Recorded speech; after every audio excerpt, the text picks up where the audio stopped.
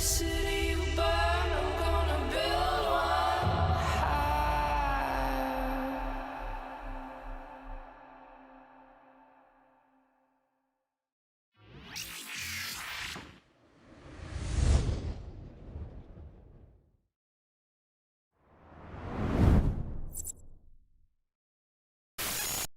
Greetings, fellow Empyreans. I am Ashtarothi, the voice of New Eden, and this is the Eve Universe Show!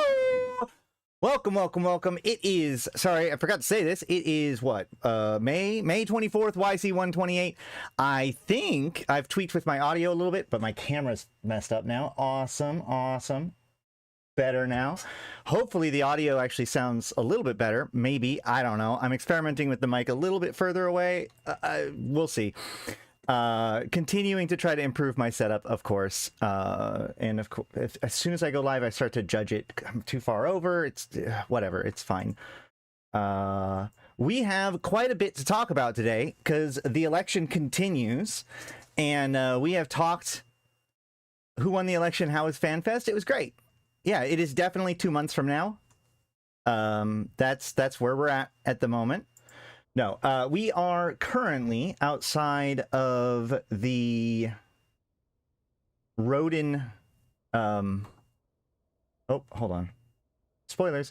We're outside of the Rodin presidential campaign area, just because we wanted to give a good shot for the opening, but also because we wanted to check out some stuff. Oh, did I say May? Whatever. Dates are hard. I don't know what day anything is. There's actually some Scordite remaining in Gallente space at this hour. That's insane. I mean, I think it's going to only become more and more true over time, but like it is. Scordite is a rare thing to find today, or right now, and I think that there is a possible solution that we might experiment with today. If we have time, which I think we might, but I wanted to talk a little bit about some of the follow-up stuff from what we've learned about the event. I do have a recording of us doing one of the sites, so we're going to talk about that. Is this the shipyard? This is the Rodin's Capsuleer Outreach Center. You can see she's got her military forces built up here, as well as a bunch of Quaif-sponsored ships flying around on her behalf. But today is about getting the most out of the event, right? Last week, we talked about all the different pieces of the event that we knew of at the time. We've learned some more. We've experimented with some more. We've gotten some clarity, and some changes have happened. And so now we're going to look at the question of how do you get the most out of this event?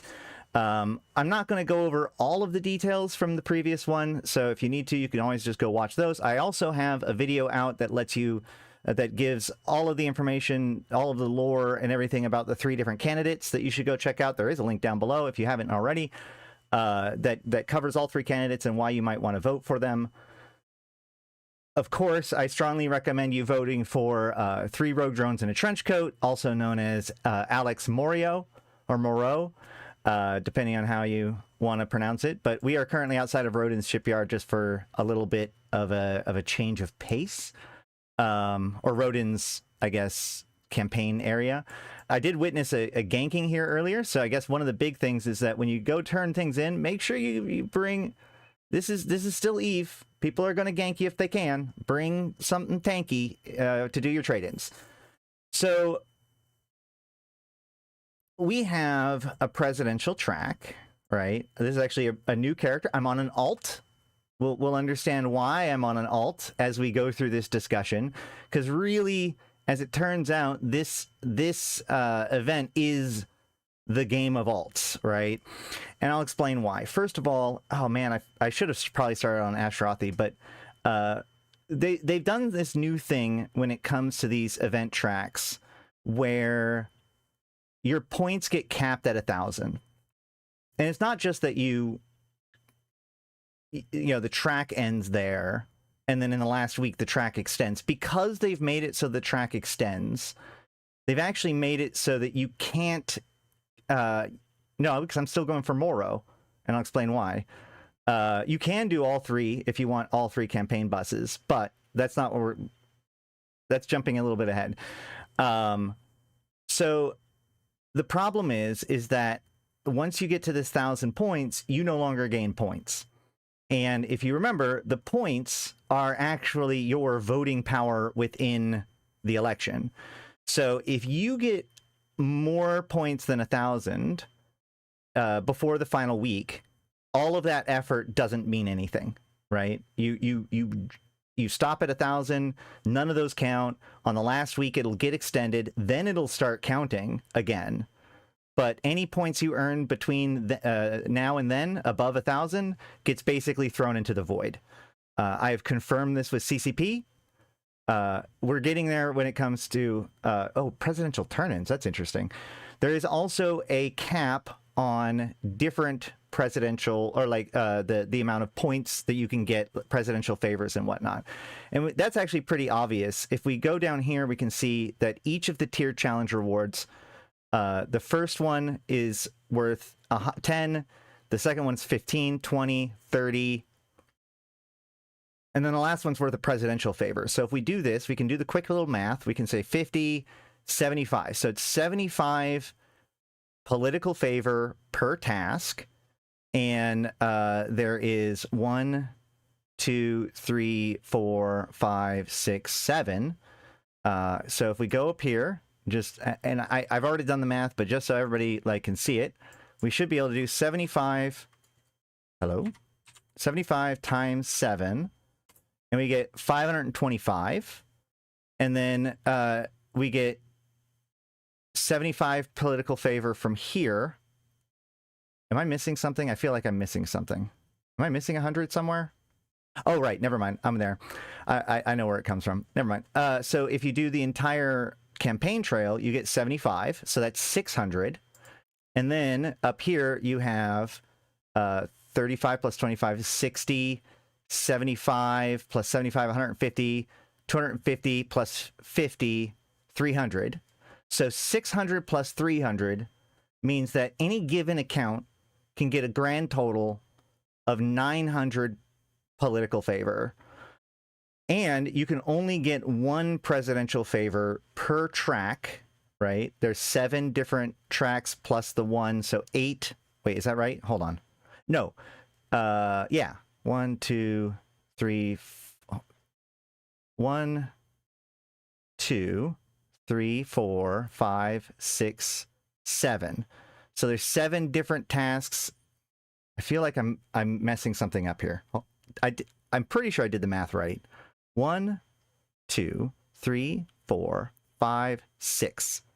Oh, wait. Did I do it wrong? Oh, yeah, because I think, yeah, and I included the presidential favor from here, because that's 250 points. No, that's 75 political favor. Oh, no. Yeah, that's right?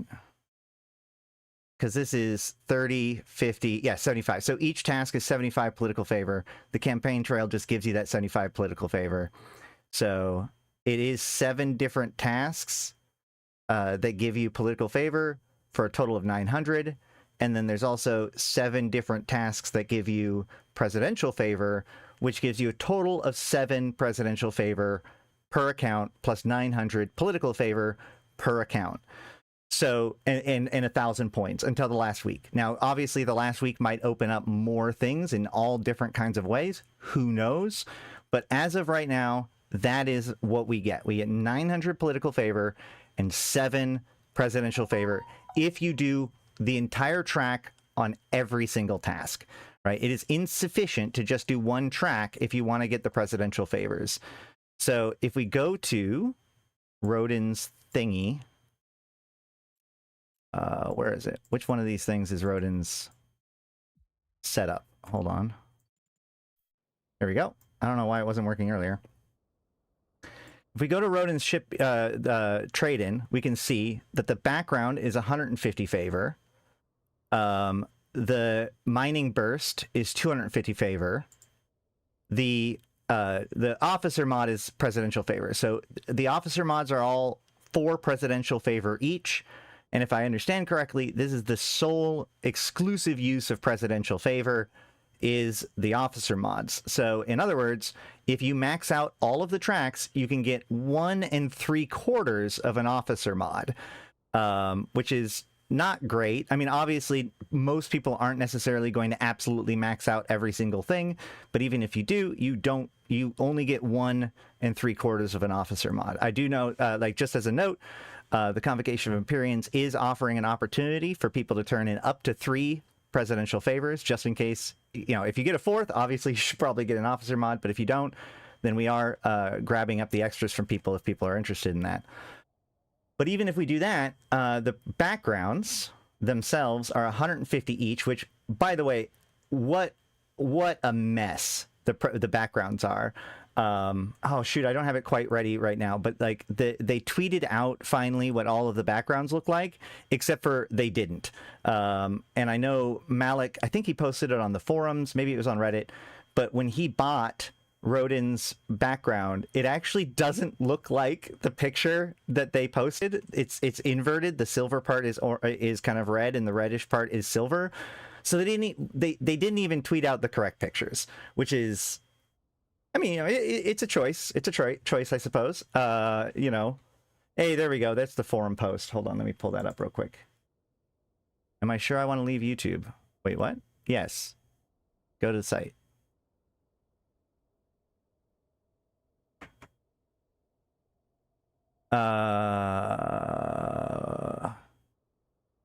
So we can see here, this is what CCP said the background looks like in the tweet. This is what the tweet image showed.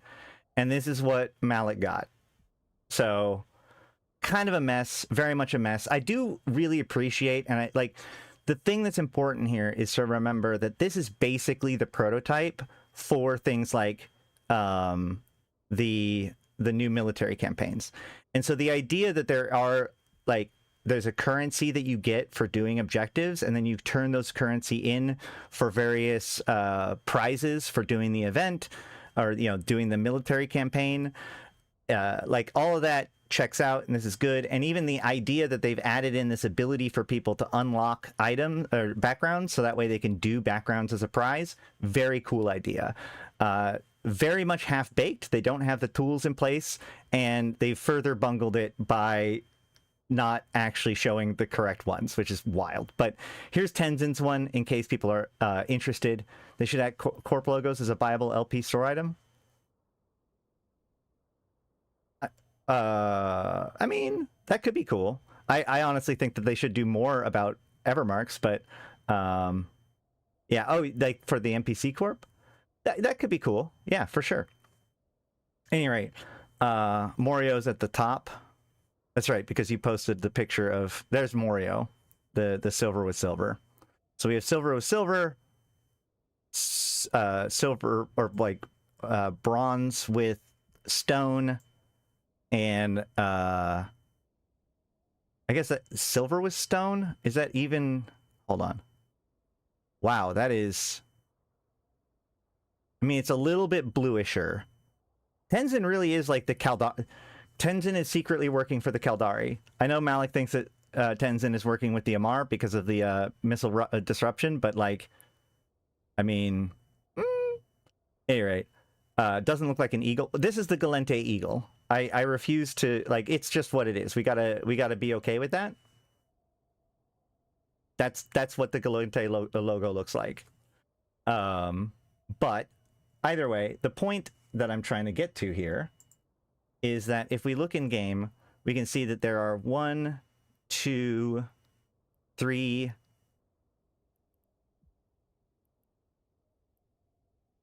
4, 5, 6, 7, 8 different unlimited Skinner materials at 50 each, so that's 400, plus 2 of the actual, like, so there's colors, and then there's the accents, whatever, the patterns that you can use. The patterns are 75 each for the unlimited, so that's 150, plus the, did I say 300, so 450, was that right? 1, 2, 3, 4, 5, 6, 7. Oh, here comes another gank.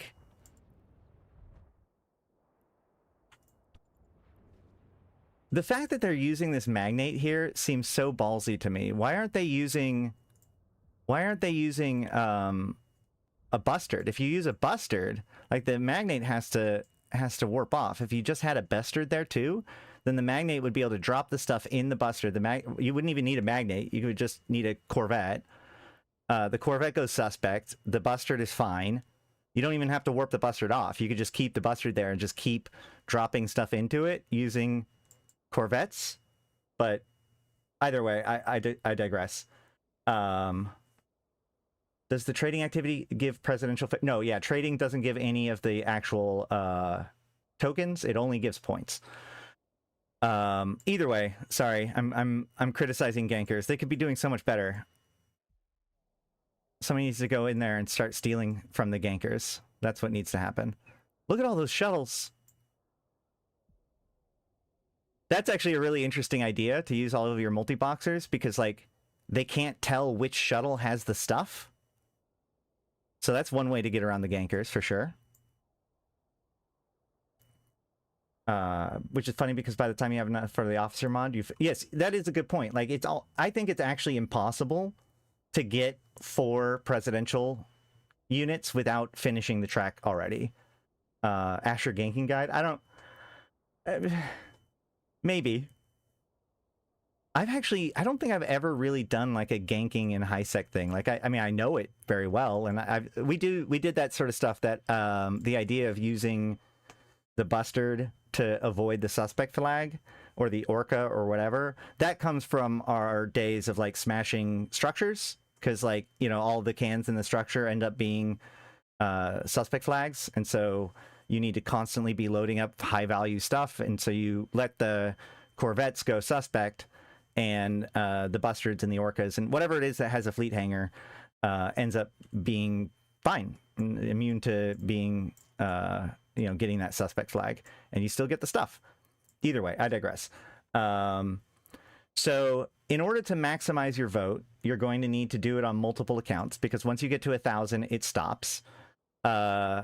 Which means, you know, CCP has said that they don't want people to just grind it all the way up and be a power player. But what that means is it's going to be whoever can do it with the most number of accounts then, right? And with some of these tasks, especially if you're just going for points, some of these tasks like faction warfare, I am predicting that in the next, you know, already probably happening, we have fleets of like 30 alts in scout plexes in rearguard systems, all of whom are gaining their points at the same time, because they don't care about the LP. They're not getting LP because it's in the rearguard anyways, basically. They're all just doing it for the credit, and they can do it across all of their accounts at the same time, right? Some of these tasks are harder to do all at the same time. The Gallente Faction Warfare one absolutely can be done all at the same time. Obviously, the home front can likely be done by a lot of alts at the same time. The campaign trail you could theoretically do all at the same time. And the mining one is notoriously difficult for anybody.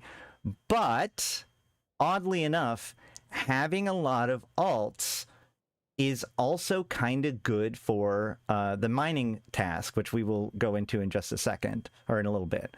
But my point, if we go back to the presidential favor thing, or the actual favors thing, we can see that this is, what, 650? No, 550. Is it 400? Hold on. Yeah, 450. Sorry, 550 for all of the unlimited skins. And then if you wanted the background, that's another 150. So that's 700 right there. And then if you wanted the foreman burst, that's 950. Oh, wait. I just said that you can only get 50 or 900 political favor if you do literally everything that you possibly can to get political favor on a single account, which means that you cannot actually get all of the cosmetic prizes for the event with a single person, even if you do all of the stuff, right? How are you doing the mining there? Malak? Oh my gosh, I'm not even going to pronounce your name. But how are you doing no, only the person that actually pulls the mission gets the credit for the mission.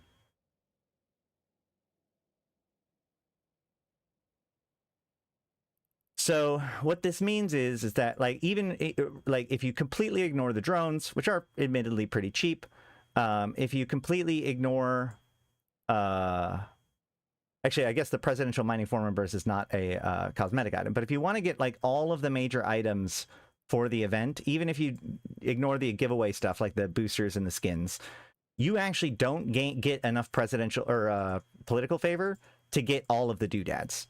You can't get all the skins, the backgrounds, or the background and the burst. You also, if you get all 3 backgrounds, like let's say, because these backgrounds are supposed to be like a token of the event, if you want to get all 3 backgrounds just to have them, you would have to, that would be 450 points by itself. So you also can't get all of the political favor and all of the unlimited Skinner elements at the same time without, you know, either doing it with alts or buying political favor from other people. I don't know if that's intended or whatever. I don't think it's great. I think that it should be that if you do all of the tasks across all your accounts, you should be able to get all of the limited time, you know, items, at least one of every little thing. Like you get your Skinner components, you get your background, and you get your form and burst, and then you also get, you know, your officer mod, right? That would be enough for all of that. The drones are a little bit extra. The boosters are. I wonder if how many people are actually buying the boosters, and the Skinner crate is if you don't care, you can just get random skins or whatever, right? I think that would have made sense, and it's honestly not that far away from being true. I wonder if part of this is designed around that extension at the end, because if they end up putting in more political favor at the end, then theoretically speaking, you could get all of these pieces. It feels not quite great. It feels like it's close to being designed well, but there's a little bit of friction here and there. And I also am not a really big fan of the fact that right now, in order to really maximize your voting power, rather than, you know, working hard on one character, it actually, the more alts you have, the more votes you get. And, you know, if you could keep grinding points afterwards, then there at least would be a balance between a single person grinding points and a person grinding points for all of their characters. But as of right now, you better have alts. And that makes me feel kind of icky. I wonder how many people are going to roll new characters just to be able to do these things. I doubt that it's that extreme, but if somebody really, really, really wanted to maximize their value or their voting power, that's what they would be doing. Do these expire? Yes, they expire in April 23rd. So only get these if you're going to use them, which, I mean, they're pretty good. We didn't cover these last time, but we have a armor repair effectiveness, structure resistance, and hull resistance, which is pretty fun. We have probe scan strength, salvage module cycle time, sensor dampener, optimal range, and fall off. We have ship inertia, warp speed, micro warp drive capacitor consumption. That's a very interesting one because that really kind of changes how the builds work. And the projection booster is hybrid turret, optimal range and fall off, drone optimal range and fall off, which is a weird one. Why not drone speed plus tracking and hit points? So drone optimal range, fall off, and hit points. So good for sentries, I guess. I mean, optimal range for drones is always really weird because, like, on the one hand, it does let them shoot faster. On the other hand, drones kind of orbit the way that they orbit, and I don't think that they correct themselves for things like this. So could be good under certain circumstances, but it's sort of weird. The hybrid optimal range and fall off, also pretty good for like rails. And then, of course, the election booster crate can give you, I think, one of any of them. Yeah. It's cheaper, but it's a random one. And then, of course, the cerebral accelerator crate, which is speed of training, right? So, and it's also worth noting that, like, normally these boosters drop in the various event sites, but they don't appear to be. We could go check out the hacking sites, but the hacking sites appear to just be a single can and only give the doodads that just sell as a commodity. So you don't get, this is kind of the main source of these boosters, it would seem. Yeah. And the combat site does give new drones, but it's not the same new drones. Actually, the drones that are given out by the 3 candidates are what they are, and then the ones that are given out in the drone sites have different EWAR attached to it. So like the webbing one, for example, exclusively comes from the new fabricator sites. So yeah, it's also worth noting that that means that those drones possibly might still be available once this event is over. However, likely the officer mods and the bursts are going to be this is likely the exclusive source of these modules. So these are going to be definitely worth picking up and then stashing away somewhere and waiting till at least the event is over and the value of them go up. And we already showed off the unlimited skinner items. They're pretty good too. So the thing about Scordite is that there is a mission titled Data Miner. It's a level 2 security mission. So you can do your security missions in order to get hey, look, the slasher is looking at me. Funny. You already are going to be doing the security missions to try to get your track up. And we were talking about doing level 1 security missions, but actually you might want to consider doing level 2 security missions, because there is a level 2 security mission titled Data Miner, where the premise of it is that you're pretending to be a miner. So you go to the site and you have to mine a certain amount of Scordite, and then the rats show up and you have to kill them, right? But because it's a full scene, right, there's more Scordite in the site than is required for the mining. I went to go try to get this mission, by the way, and you can see in my opportunities now, I have 7 missions currently assigned to me, none of which are the right one, because I went to the best place to go actually is Valor, so we're gonna probably start heading there, because there's these 3 level 2 agents that are all in the same place. So you can talk to them all, and if they all give you something bad, then you can reject them all and try one more time without any standings, and then you have to kind of actually run them in order to try to cycle them. As you can see, I have not gotten this fabled mission, but allegedly inside of the mission, according to Reddit and stuff, there is a total of 800,000 Scordite in that mission site. And if we go into Hobeleaks real quick, we can see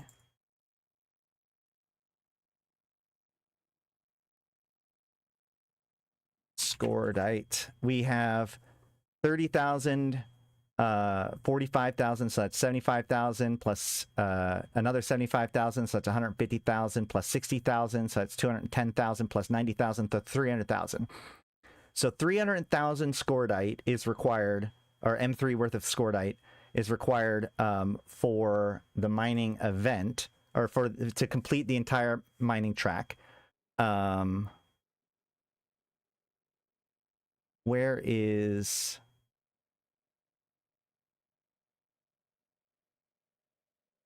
Somebody posted a picture of the amount you get, and now I don't remember where that is. But if I remember correctly, it was 800,000. I thought it was 800,000 M3.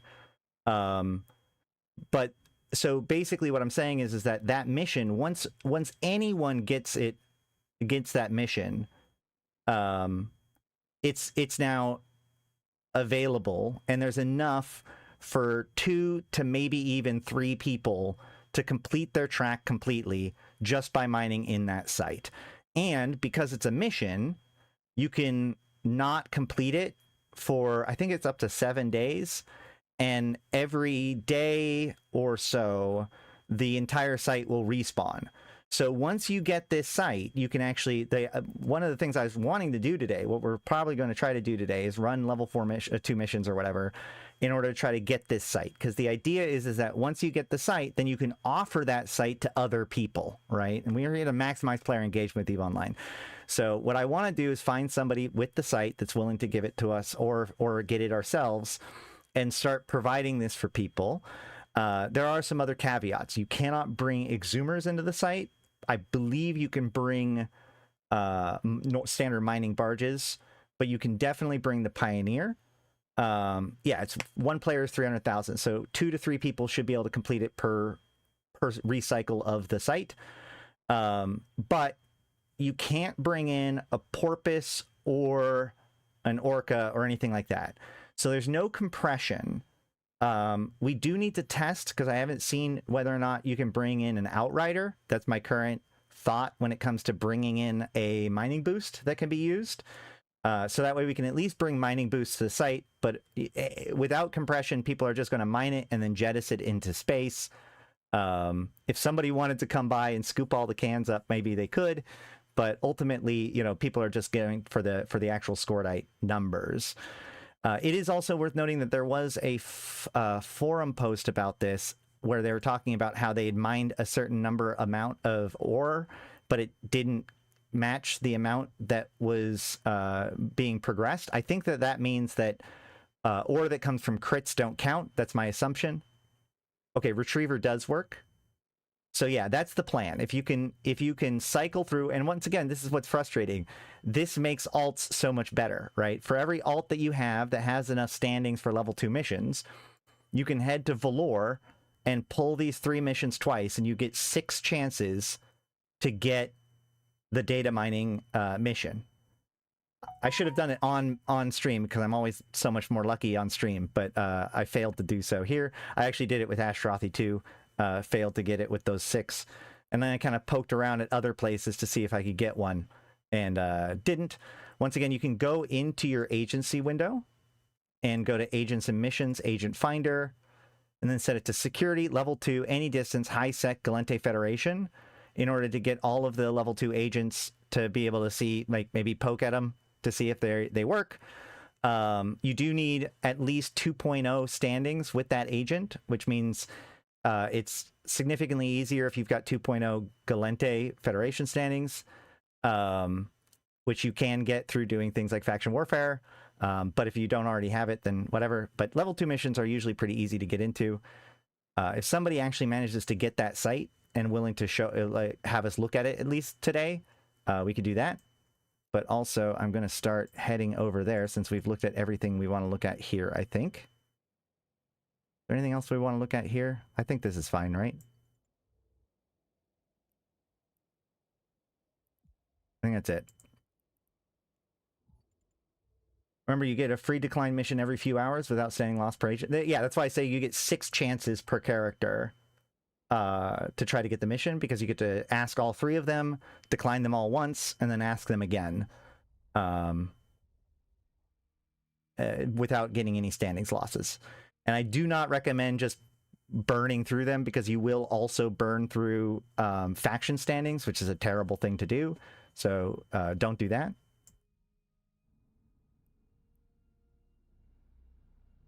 All right. What else do I have to talk about today? Oh, yeah. They fixed. We got patch notes.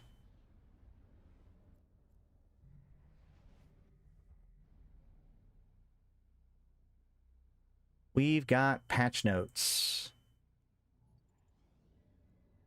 A couple things happened today. Today is kind of the day to fix the things that were wrong last week. So much fun, more fun watching than actually doing stuff. I mean, possibly. I have a recording of us running the fabricator site, so we're going to look at that in just a few minutes. But okay, so yeah. The skin of a yacht, yes. Okay, so the first thing was, we talked a little bit about this last time, I'm pretty sure, but the crab beacon, they came out with a carrier crab beacon, and immediately people responded with the fact that carriers were just incapable of doing the crab beacon on their own. Yeah, the yachts have been fixed, but we'll get to that in a second. It's wild to me that this happened at all. You would think that, I'll defend things like bugs or things not being right, because it's like, oh, there's edge cases, whatever. But if the site, if the thing is designed for carriers, and then it can't be done by carriers, did no one actually try to do it? That's crazy to me. And I was even talking like by Sunday or so, you know, there were enough people that were just saying, hey, the carrier crab beacon can't be run by carriers. Like that was just becoming a known thing, which is crazy to me because like I even said, I was like, CCP needs to do one of two things. They either need to go live like today and show themselves running a crab beacon in a carrier, or they need to fix it, right? They need to just show proof that it can be done or fix it. And unfortunately, it seems like they fixed it. which implies that they were that the people saying it couldn't be done were correct, which is wild. If only we had a server to test these things.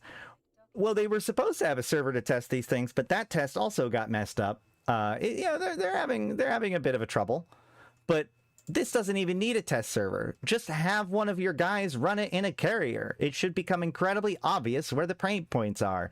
Just run the freaking site. It's not even like they have to, oh, we designed this thing for dreads and somebody tried to run it in a carrier and it was wrong or something like that. This was like the site that is designed for this thing and it doesn't work with that thing. That's inexcusable in my opinion. I don't even know if this necessarily works. And this is also the most wild fix I've ever seen. It's like, oh, the problem is that they time out. You know, we're like, okay, well, the real problem is that the fighters aren't really able to apply to the rats. So they're not able to kill them fast enough. And CCP, and so like it times out. And so CCP's response, rather than make it so the carriers can actually feel good as they're running the site, they instead increase the amount of time that it takes, like that you're allowed to have, which only keeps your carrier in space more and reduces the overall the value of the site because it now potentially takes longer to do.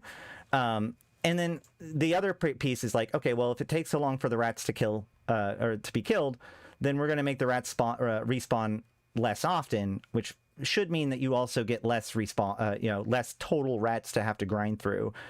Which is wild because,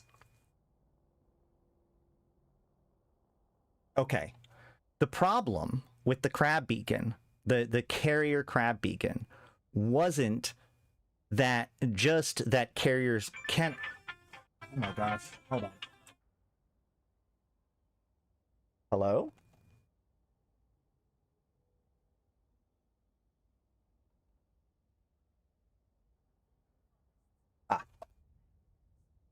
Now, speaking of which, I got the most wild scam call this morning.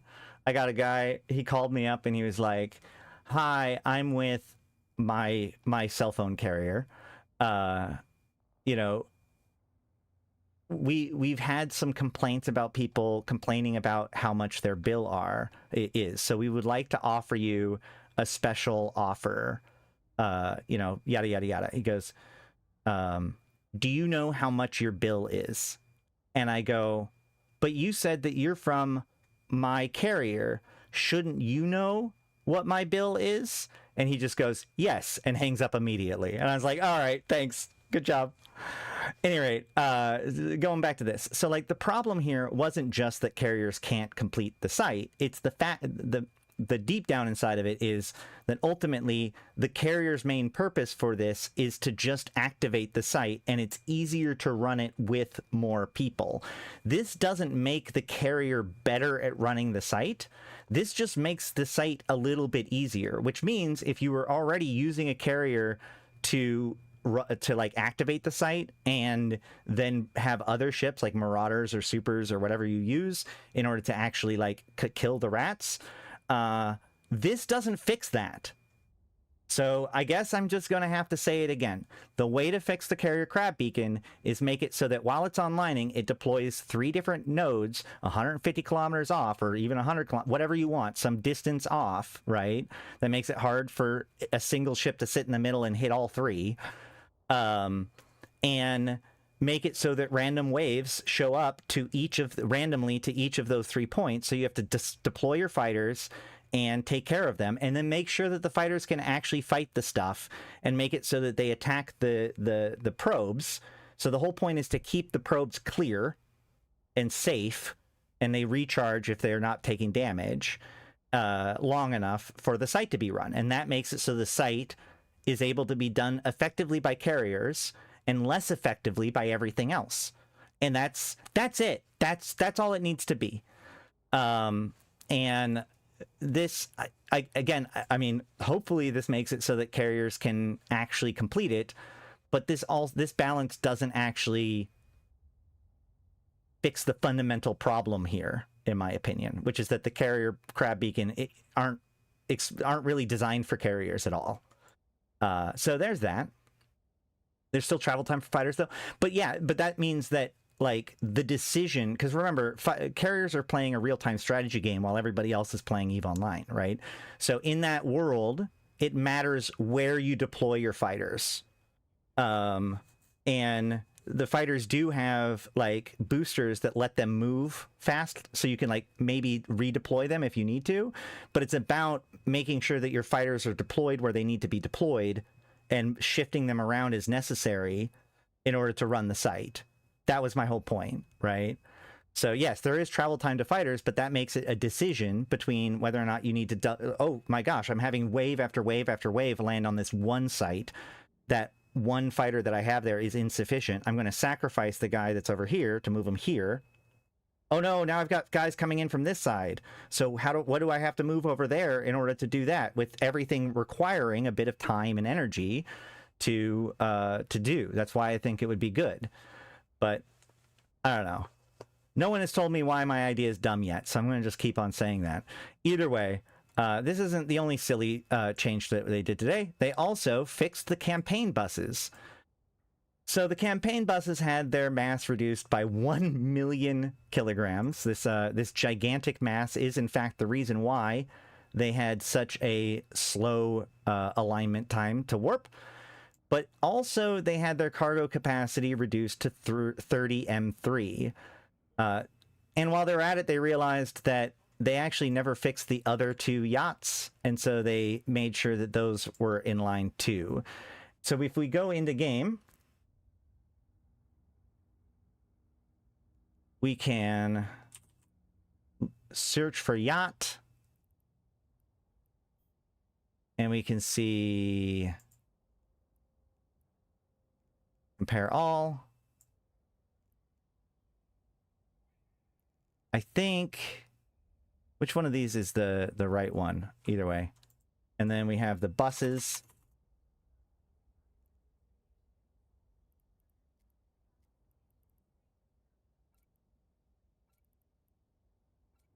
So we take this one.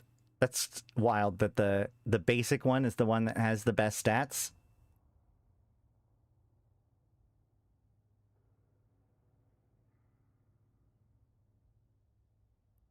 Including that giant capacity. Does anybody know where or if the Opus Luxury Yacht is even available to anything? I think that it was the original and it's like super rare. I can't remember the whole history of the Luxury Yacht. But if we look here, we can now see that all of the buses are basically mechanically the exact same as the Luxury Yacht, which is the more common one. So many people have said that this should just be a skin at this point.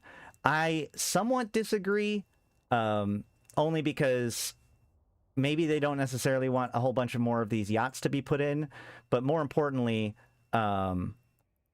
if it was a skin, then these look this way in local, right? A skin, or not local, but like on your overview.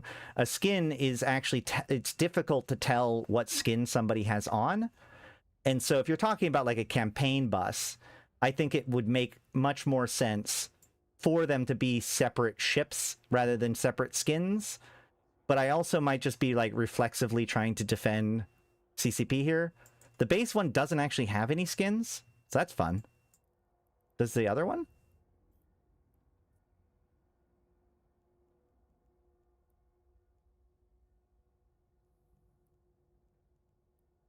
No. So they could have done it as skins, but I think that it is technically better that they did them as separate ships, just so that they do appear as different ships in your overview. The other thing about this is, and this is kind of just a reminder to everybody who plays EVE, they did also say in the patch notes,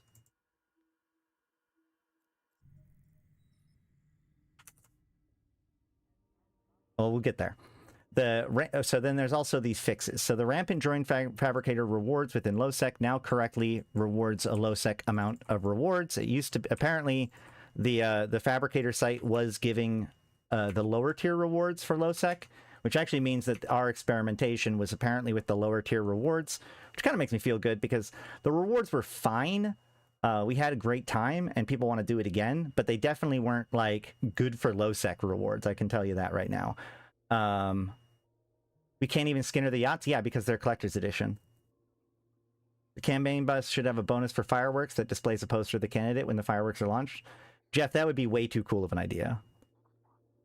All right. And then the remote repair bonuses within the rampant drone fabricator sites now apply to capital size repair modules. So capitals, you bring your facts into the rampant drone fabricator. I assume that bringing a capital in will escalate it in the same way that bringing a battleship will, but I'm not going to be the one that tries that. Stasis drone augmenter rigs now apply their bonus to the hybrid stasis weapon-fire drones. Skill requirements for all hybrid drones have been made consistent with their related DPS and E-war drones. We can actually look in HoboLeaks to see that they had their skills changed. So now, like, you would need to be able to use the electronic warfare drone in order to be able to use the hybrid drone, which makes sense.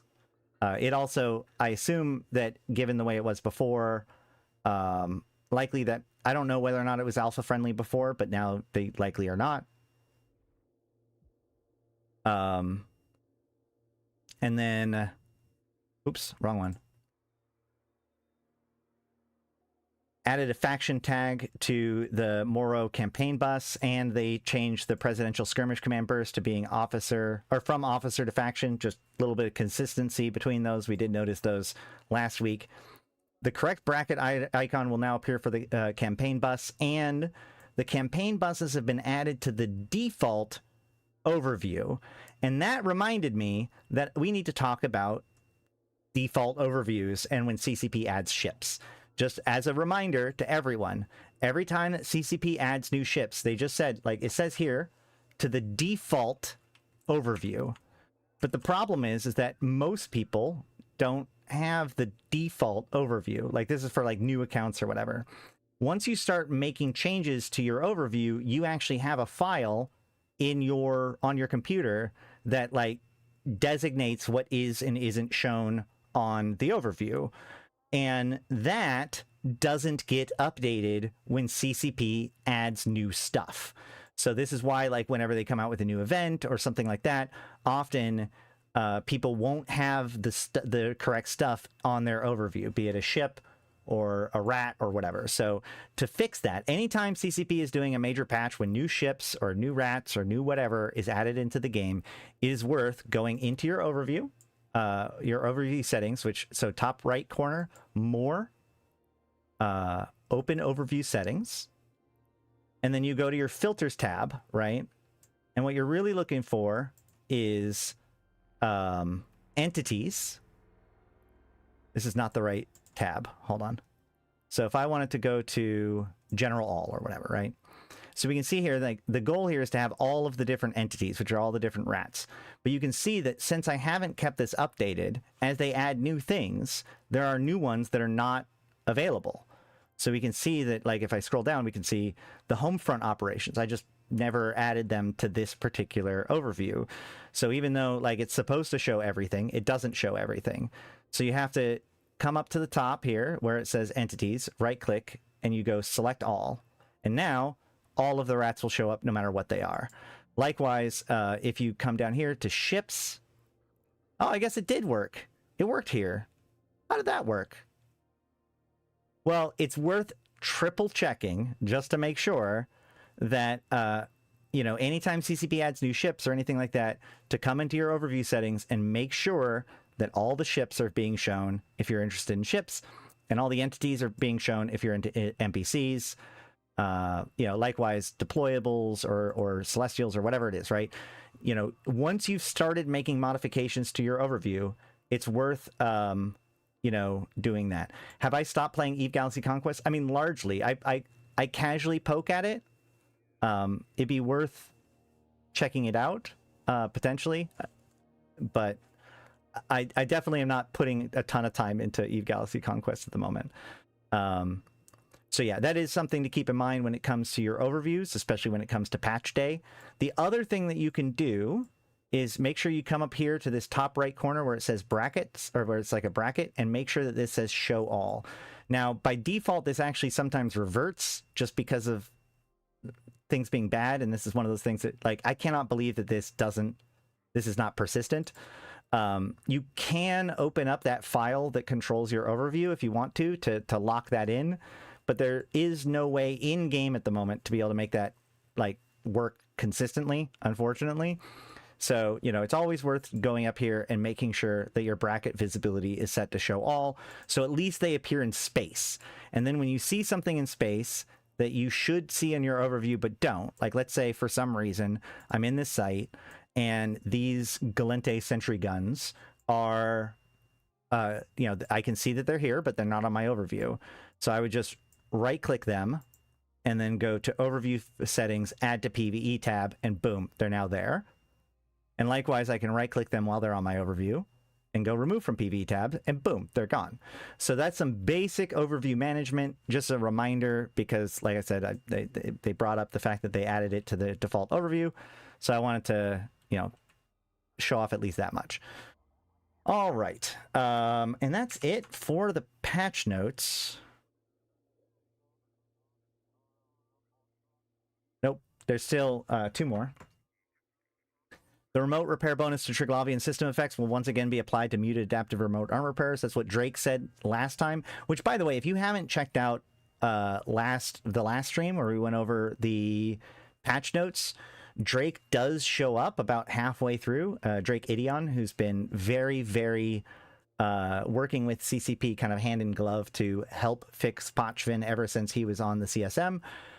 So he came on and gave a lot of his thoughts about the patch notes. We chatted through it pretty good. I love having Drake on, and I think it was a high quality interview. So you should definitely go check that out if you haven't already. And then also they adjusted the warp-in location for the observatory flashpoint. That's fine. And then who really cares about the little fix about the mining scanner FX not showing. So that was the patch notes for today. We can go to HoboLeaks and see, like, that's basically all they did. We can see the changes, and I guess they did just make it so it shows up on the default. I see. So they made it into the default not by like adding it to the default, but by making the yachts into wait, hold on. Oh, so they have this special edition yacht thing, and now they made it so that the other ones are too? Yeah, because they reassigned these to a different group ID.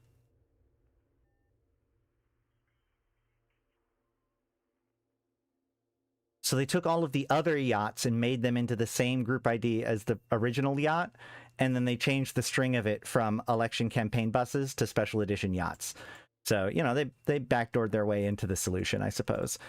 And then all of the rest of this is the skills requirements changing, the command burst being changed, and this is the mass and everything of the yachts being changed. With this happening, it makes me feel like this was absolutely a troll, but now that I look at it, like the 1750 cargo capacity, I guess that's based on they accidentally went with the other one. Is that what happened? Because they have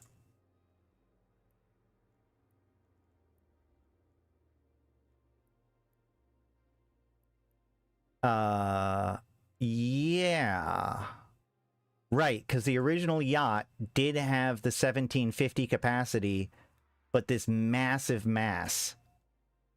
And so that's probably what they did, was they used the original, or they used this Opus luxury yacht, which I don't even remember the difference between the two or why this one came out versus this one.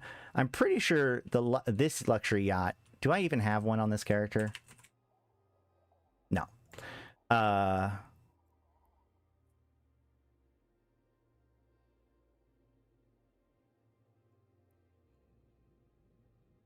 I'm going to assume that the faction one is the more common one. I remember that the luxury yacht, I think that the Victorix was given out to basically a lot of people at one point. I can't remember exactly the reason why, but I really don't. I think the Opus luxury yacht was given out before my time.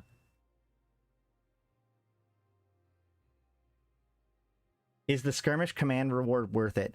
That's a good question. Let's go double check. So its major thing is that it makes it the burst last longer. So if you combine that with high skills and the mind link, you can technically have 2 bursts per, like 2 bursts running per item if you're constantly swapping them out and rebursting. Although that does take a lot of fiddliness, it should be true now that you can do that. However, let's see if there's any other reason why it would be worth it. So the presidential one has the fitting of a Tech 1, even though it has the power of a Tech 2. It has that double duration bonus. It does have it. Yeah, it's basically, and it has a larger range. It has a longer range by 3 kilometers, but of course that's the lowest end. So it's basically a fifth, 20% additional range. The fitting of a T1 for the power of a T2. That's the, and that little caveat that the burst lasts twice as long, but that really doesn't matter if you're continuously bursting, obviously, right? Because it's going to, if you're bursting every cycle, then you're basically just going to always step on your burst, which you already do. So that's fine. But if you're trying to get like the absolute most out of it, then this makes the burst last twice as long. Where else are we? Okay, so the first OPIX was a CCP ship that a player stole, and CCP let him have it? Okay. And there were 2 more that was given to players that got married? Alright, so basically the Opus doesn't really exist. The luxury is the main standard one, so they used the wrong one to model the new ones, is apparently what happened. Neat. Okay, great. So let's look at our video. Let's look at the let's check out the Rogue Drone site for real quick. So I think this was on Saturday. A couple of my the members of the group of the convocation and I went out in Drex.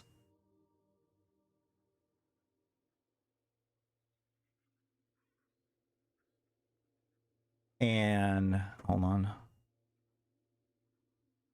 Yeah, this will work. Later on, I put up Peld and stuff, but this is kind of the beginning of, towards the beginning of the fight, where actually I moved the thing. This is wave 6 or 7, or by this point it's 8, so this is before wave 8. So, there's total of 30 waves. These sites do need to be scanned down. They're findable in low-sec, Pochfin, and all types of wormhole space, with the better sites being in, the best sites being in only the highest class wormholes, the mid-tier sites being able to be found in low-sec, and I think Pochfin, as well as mid-tier wormholes, and then the lowest tier site is in the lowest tier wormhole sites, or systems. Does CCP still use Polaris cockroaches when doing? Yeah, they still use Polaris all the time. I don't see cockroaches nearly as much, but like a lot, especially now that CCP has started like recording stuff more, like showing, or like ISD, like showcasing fights or whatever. They are always in a Polaris when they do that, almost always. All right, so we ended up going with 4 Drekovics. One of the things about the site is that the site does escalate in difficulty if you have battleships or above, I assume, but definitely battleships. But it doesn't change based on the number of people in the site. So we were able to bring in 4 people to the sites and do that fine. We have remote rep Drekovics as our kind of support system. This does mean that our damage per ship is relatively low, which you'll see in the Peld itself. And as the site goes on, the damage goes up. But we can see at the very beginning here, things are extremely stable. So the way it works is that it's a series of waves, and it appears as if there is no timer for the wave itself, right? You have effectively as long as you want to kill all the rats, and then when all the rats are done, you get 20 seconds, I think it is, in between each wave to kind of rest, set up, and possibly kill the fabricator. You can see that the fabricator itself, which is just below me in the sight, is white right now. When we finish killing all the rats, you'll see that it turns red. So in that in-between time period, the 20 seconds in between, the fabricator is vulnerable. And then when the more rats spawn, the fabricator locks back down. You can also see that there is a bunch of these nanoswarms in the bottom. These are the different boosts. And it seems like I think it's every 4 or 5 waves, you get the choice. So we can see, hold on. So we just killed that guy. Do I not have...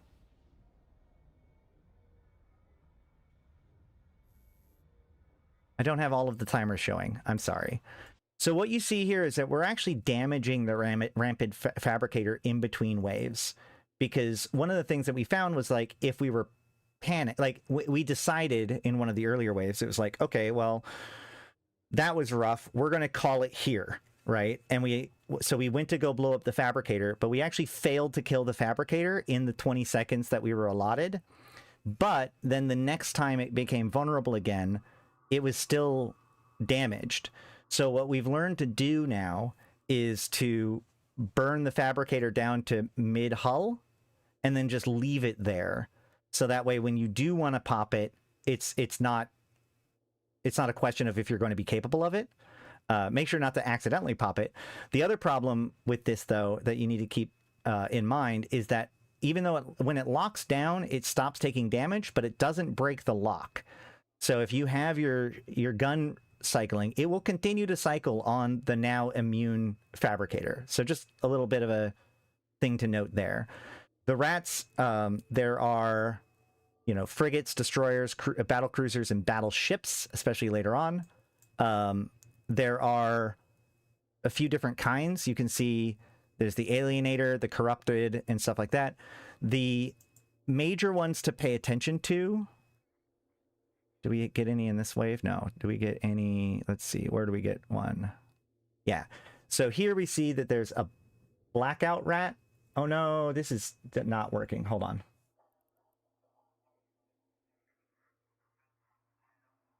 Where's my video versus the thing? Hold on.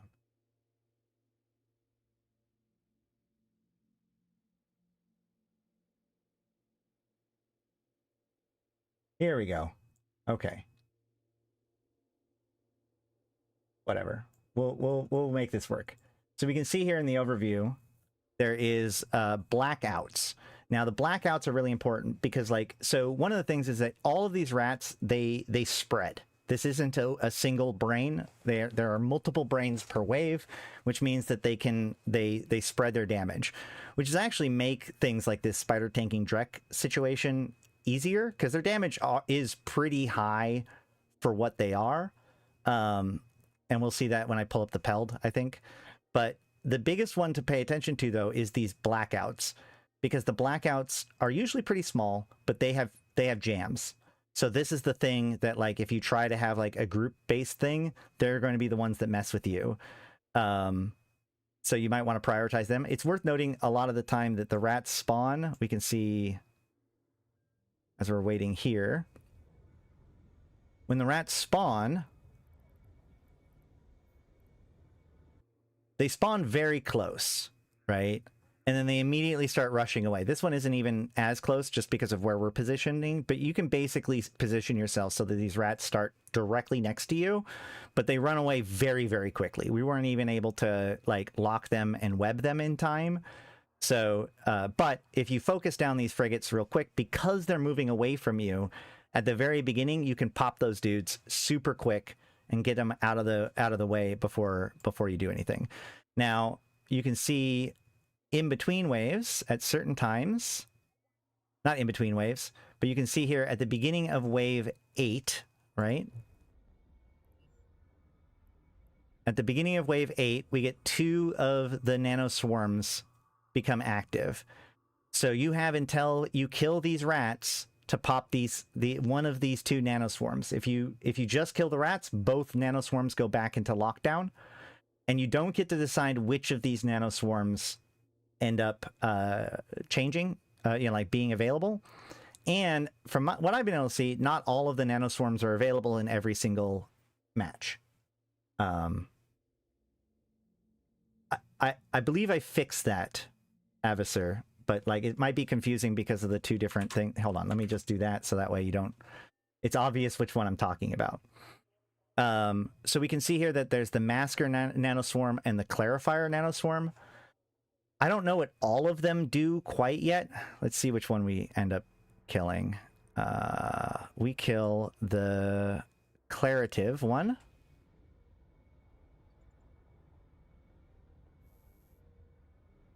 Or Clarifier.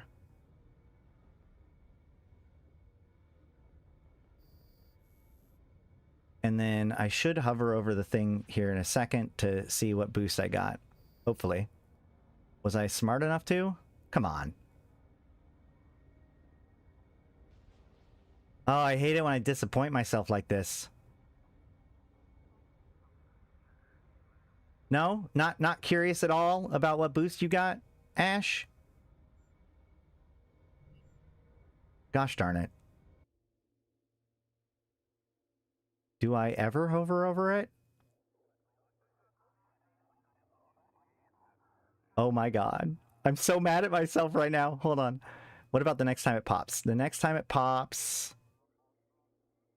Did I catch it? Hold on. Oh my gosh. Nope. I feel like that's got more, and then how does it feel like there's suddenly less? Am I going crazy? I might be going crazy.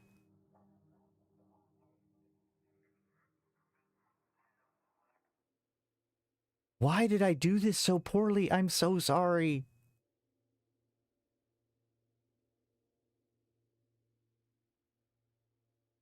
I feel like I'm taking crazy pills now.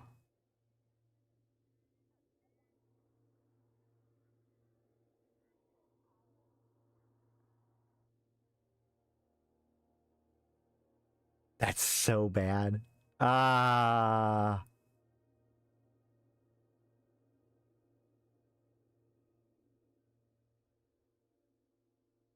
Then we freak out because there's a Merlin and then we have to go. Where was it? Oh, here we go. Here we go. Here we go. Here we go. So here we get the predictive nanoswarm and the patcher nanoswarm. So Clue did point out that oftentimes the 2 nanoswarms that became active were kind of related to each other, but this one's less so because predictive is tracking speed and patcher. So patcher and reflective and transreflect and transpatch are going to be the big ones to watch out for, because patcher is armor reps, reflective is shield reps, transpatcher is remote armor reps, and transreflect is remote shield reps. So those are the ones that I think are kind of like the most impactful ones because that's going to be your tank. And then predictive is tracking speed, which is pretty good. And hopefully I hover over that and we'll see what everything we have is.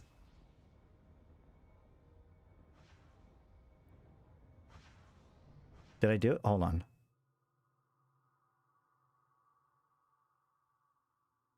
Really? Scrubbing through this is really annoying, actually. I should have...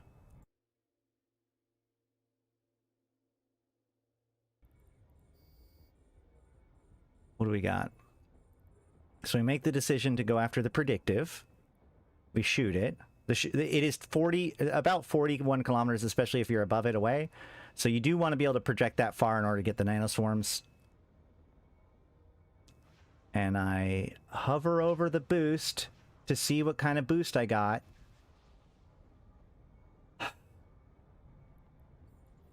I suddenly hate myself a lot. I'm so sorry. The clarifier was scan resolution, I think. Man, I don't remember anymore. We're going to have to look up all of the different boosts and which ones do what. But I digress. So as you can see, like as the site ramps up per wave, there's actually more rats that spawn each wave.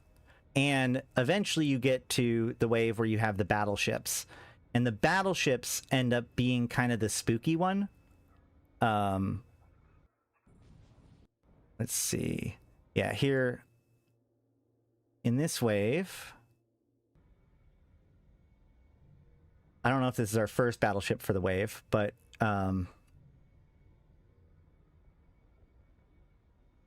we're 27 minutes into the site, and we get a battleship as well as a blackout. So, of course, we kill the blackout first. We try to knock that down real quick so that way it doesn't like it mess us up with our jams too much. And then the priority becomes the battleship, because it does do quite a bit of damage, but not just that, but some, not all of the battleships, but some do newt.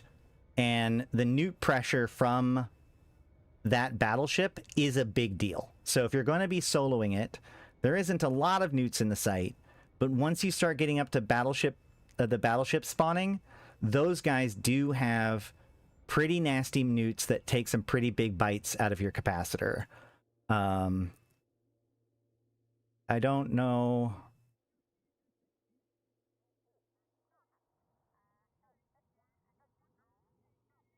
I think all of my capacitor problems in this particular site is all just from me managing my reps. So I don't think I get hit by the newts in this one too much. I do get jammed at one point, but you know, the web E-War and such isn't that big of a deal.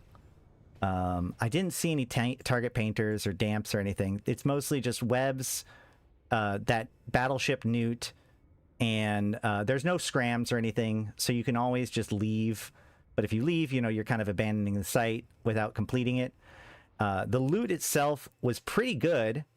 So we made it 21 rounds in this one before we decided to kill the thing.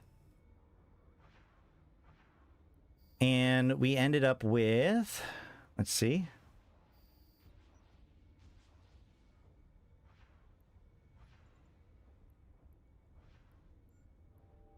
Yeah, we end up with 462 rampancy data, which is, if I remember correctly, 80 million. Basically 92 million, because it's worth 200,000 ISK each, if I remember correctly. And then we also ended up with 5 small drones and 6 medium drones. When we only made it to 19, we actually got about 2/3 of the rampancy data and only 1 set of drones. So like the rewards do ramp up quite a bit. Like every cycle you get past ends up increasing the rewards. It's seemingly not exponentially, but like significantly. So like between 20 to 21 is a big deal. Between 25 to 26 is likely a big deal. There are like stages to it, obviously. And we would need more data for that stuff. But like when we stopped at stage like 17, we got like less than 200 units. So every stage ends up being pretty valuable. And of course, this is all the numbers. You know, in the patch notes, they made it so that the low sec sites are worth more now. So this would have been worth potentially more.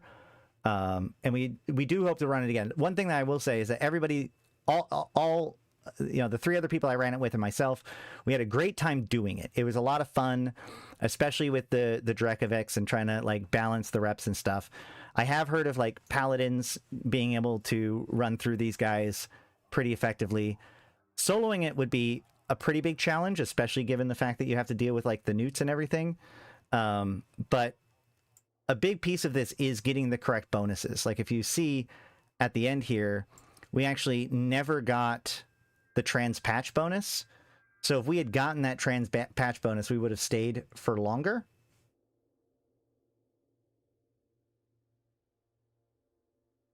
Nine drones, 3 of each size, and about 4,000 orange loot for full clear on a battleship when grid on a C5. And I think that the final tier reward is only in C6s, if I remember correctly. Let me go look. Oh no, C5 and C6. So yeah, theoretically speaking, what he just said, 9 drones, 3 of each size, and 4,000 orange loot. 4,000 orange loot. So that's...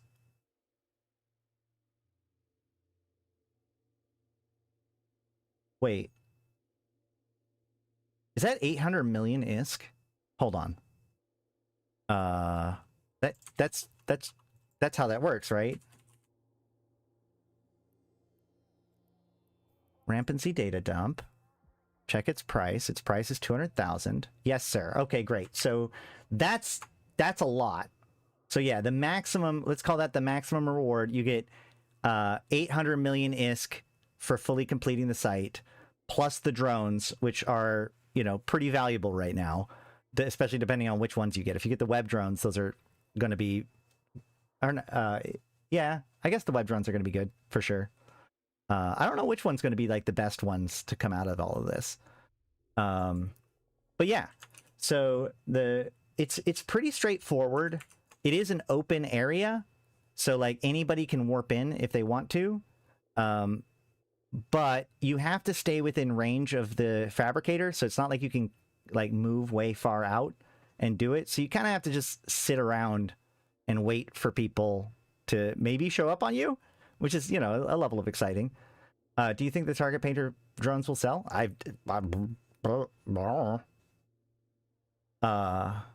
Notes say that there is an exclusive drone from the site. Well, yeah, the web.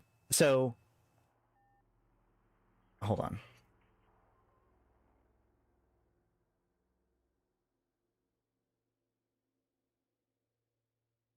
Let's see. We go to Hobo Leaks.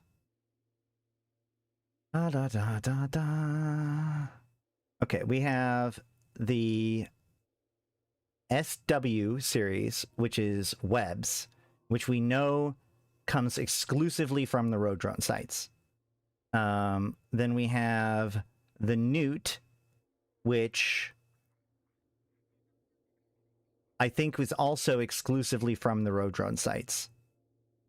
We have the ECM one, which is also exclusively from the road drone sites. So those three are exclusively from the road drone sites. And then we have the target painter one,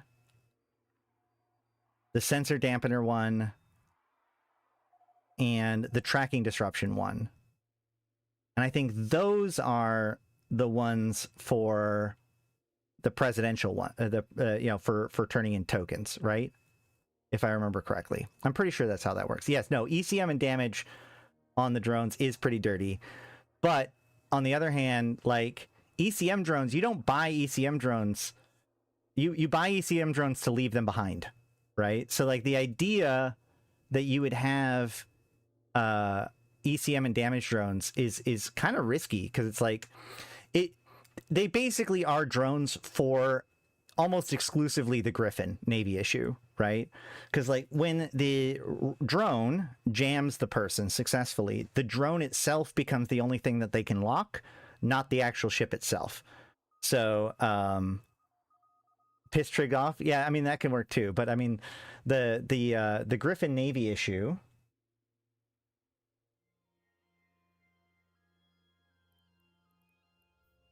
The Griffin Navy issue actually explicitly gets a bonus to ECM drone jam duration. Oh, but not strength. That's interesting.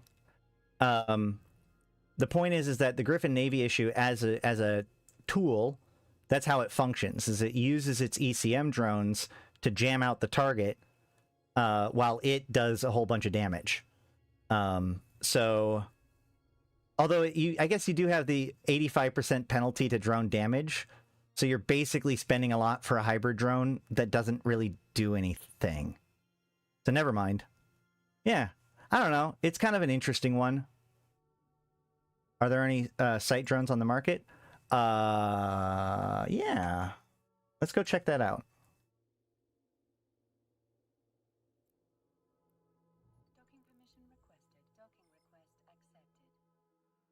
Opus Dragoon and Hyperion Yachts are camera boats for the AT.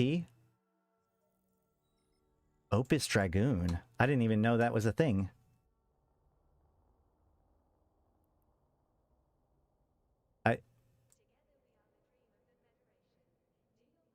Wait, if I look up yacht, I can get the OPIC. Oh, OPIX with an X. OPIX. Yeah, if it exists, it's not made visible to us.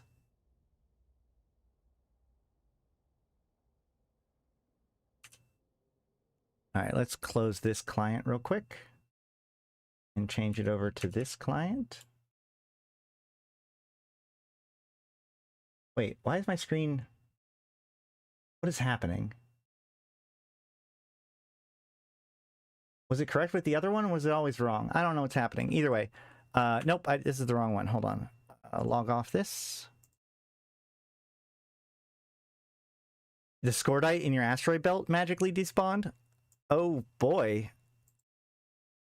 What? Was it an event site, or was it a mission? You didn't have somebody complete the mission, did they? Because that's how you make it despawn. Using them on a Tristan would be fun.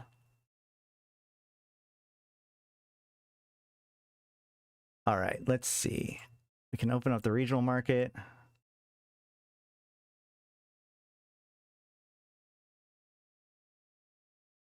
There's only 2 Opus luxury yachts out there right now. That's interesting. Okay, so the drones themselves, if I remember correctly, are just under standard drone. Are they combat utility drones? No. Are they? No. They are, yeah, they're counted as like scout drones. So, or I mean, normal drones, whatever. So the EC one is currently at 48 buy, 89 sell. This is one of the ones that I believe are only in the sites. The web one's cheaper. That's kind of cool. So the web one is being sold. Well, it looks like somebody's bottomed it out, right? If we look at the prices, there's a few for 30. Oh no, yeah, they're at 30, and then the sell orders are at 20. Yeah, the buy orders are at 27, the sell orders are at 25. That makes sense. We're fine. Everything's fine. With the EC, this is, sorry, 56. I didn't have my settings correct. 48 buy, 56 sell. So still a lot more than the Weber one. This is for light drones. The Target Painter one is worth like nothing. This is probably one of the ones that gets sold from the favor because it's only 3 million and 2 million buy. Also, I mean, like, who's going to really want their Target Painter drones?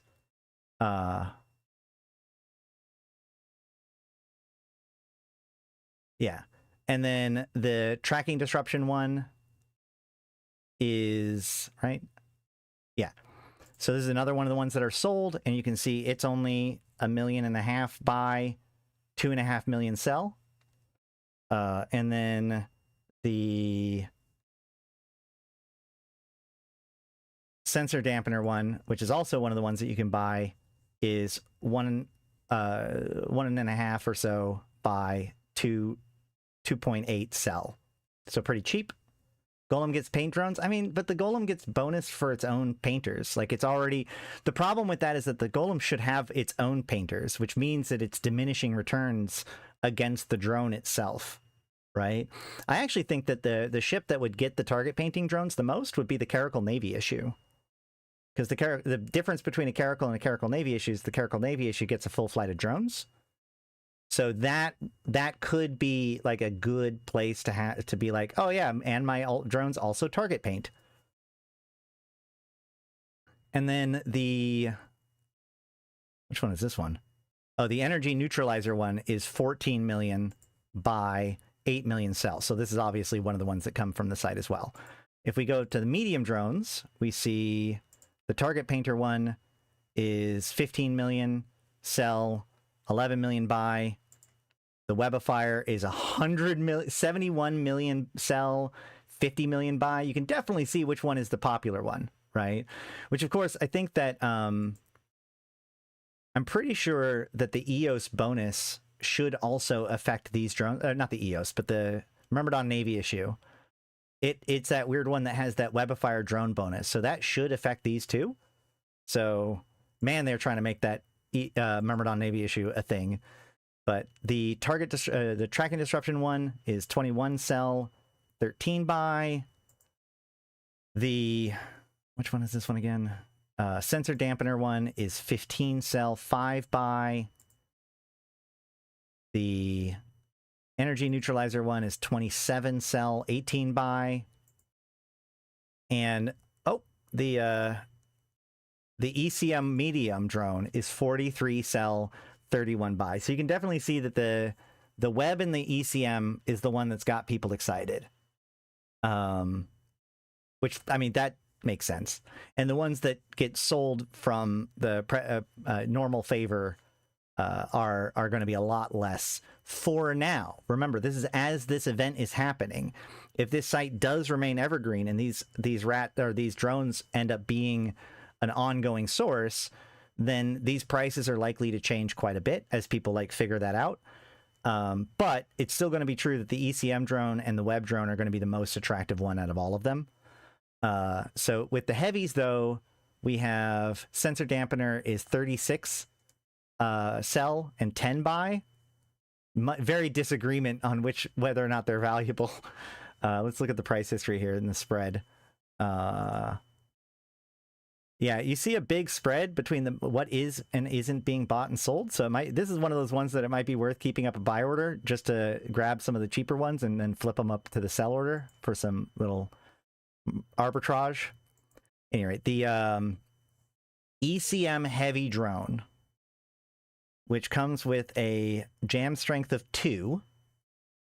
Hold on, let's look up.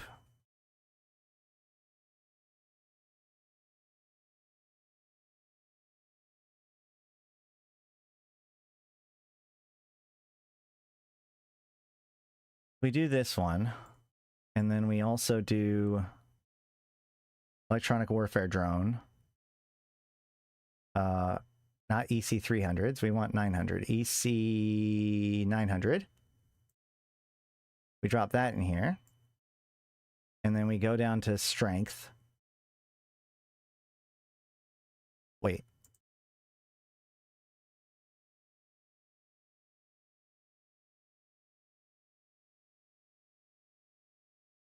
Huh. Okay. By the way, they still don't let you compare Abyssal rolled mods in the compare tool, and that's terrible. At least as far as I remember, or as far as I've seen. Yeah. Oh wait, no. Where is it? Gravimetric sensor strength, magnometric sensor strength. No, that's that. Where's the jam?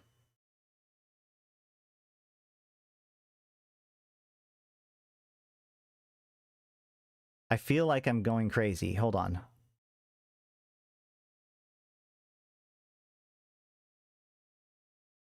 Is that its jam? No, that's the reducing chances of being jammed. Oh, no, that's 8. That's locked targets. Am I going crazy? ECM jammer strength is not listed on here at all? Awesome. Well done. Thank you. All right. Well, then let's show info on this. ECM. Okay. So they have the same ECM jammer strength. So basically, this drone does everything that this drone does plus damage. Which, let's just compare its damage then, I guess. If we... Probably the same values he selected. No. I unselected that. Only show values if they differ. So it actually isn't showing the jam strength on the compare tool, which is, a choice. So if we remove this guy and we instead just go to normal heavy drones and we pull up, say, it makes sense to go with the Wasp, right? We can see thermal damage, kinetic. Okay, so this is actually EM and thermal for a total of 90. and kinetic damage is 64, but has a 1.8 times. God damn it, I hate it when they do this. Okay, so go to the calculator. We go 64 times 1.8 equals 115, and this is 90. So technically speaking, it's doing less damage than the Tech 2 drone.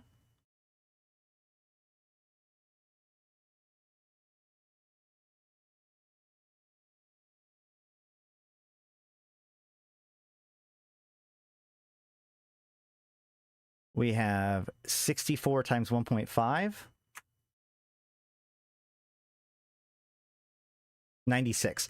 So it does roughly the damage of a Tech 1 drone with the additional ECM bonus, right? Is there anything else that's important about this? Its rate of fire is the same. It does split it between EM and thermal, which is a weird split of damage. It means it's using lasers, roughly. It has less hit points, or at least structure hit points. It does have more armor hit points than the Wasp. And of course, less shield capacity than the Wasp, but that's kind of to expect. It's relatively low hit points, although it is more armor hit points. EM thermal is the typical rogue drone damage type. I mean, that makes sense. It has way more armor because the Wasp, I mean, like, we could look up the Ogre, and we'll see the Ogre ends up with, oh, wow. Okay, yeah. No, it's got a lot more hit points than even the standard one. So we would have to look up, is it Federation Navy Ogre? It has between the two. Maybe an augmented or Ogre?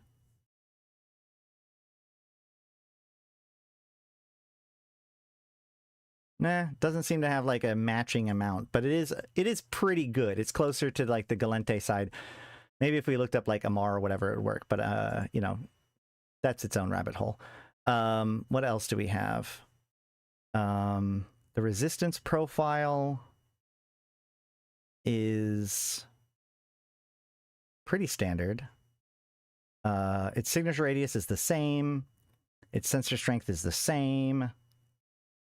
Its activation proximity, it can jam from further away or attack from further away, I think. But that doesn't really matter. It's the same speed as the augmented Ogre. So it's a little bit faster than, it's about the same speed as a T2 drone.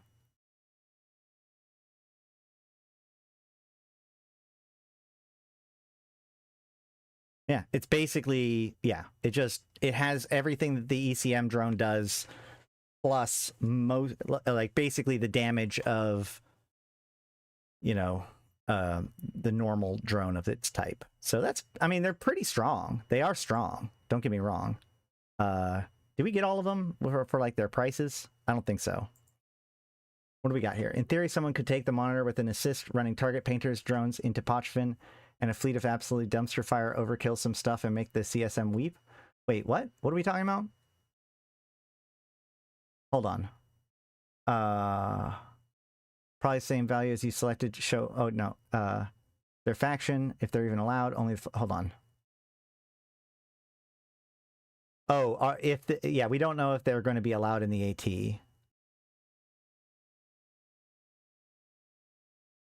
Oh, a monitor with an assist running target painter drones into Pochfin. Well, remember the monitor can't really run the new site or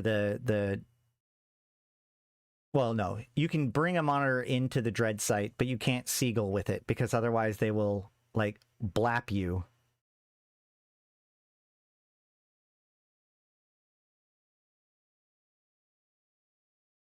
Yeah, the monitor can't carry drones. So I guess what's your point? Like, I guess you can. So you're talking about like assigning drones to the monitor and then using its target painter to cause them people to attack it or attack with it, like. Because if you have a bunch of drones assisting the monitor, then the monitor does get a target painter, even though the target painter doesn't do anything. It has an extreme range target painter that it could be used to control the drones, but I don't think that that would work, because I think that the extreme range of the target painter would also cause the drones to be outside of their drone control range.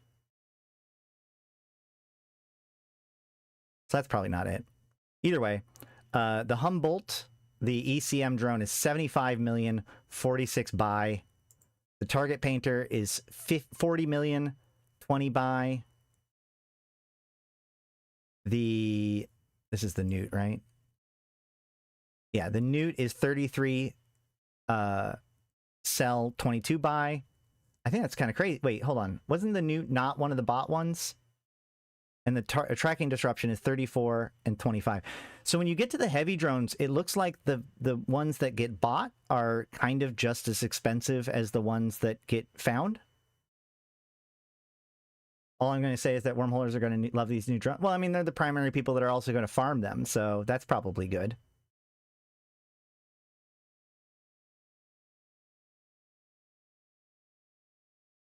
So yeah.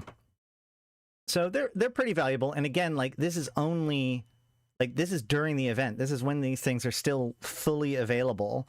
And so if anything, they'll probably go down in price as the event goes on. And then after the event is over, depending on what happens to the site and the rewards, that they will become more and more and more valuable. But the ones that are super valuable right now are also the ones that are likely to be available after this event is over, because they're the ones that are not coming from the presidential turn-ins. Now, everything is up in the air, though, because remember that, like, with military campaigns coming, things like this are going to become like the reward for participating in military campaigns. So all of these things and more could become repeated things that get put out there, right? So for instance, actually an interesting thing to think about, whoever loses the presidency, their officer mods are likely going to be more valuable than the ones that win the presidency, because the person who wins the presidency has a higher chance of bringing back their officer mods in subsequent military campaigns to get people's support. That's just something to think about, or at least that, like, I mean, it's not guaranteed, but it is like one of the ways that this could end up. But yeah, new drones, fun stuff. Anything else we wanted to look at? Otherwise, I can jump back into my other character and we can try to do some level 2 missions.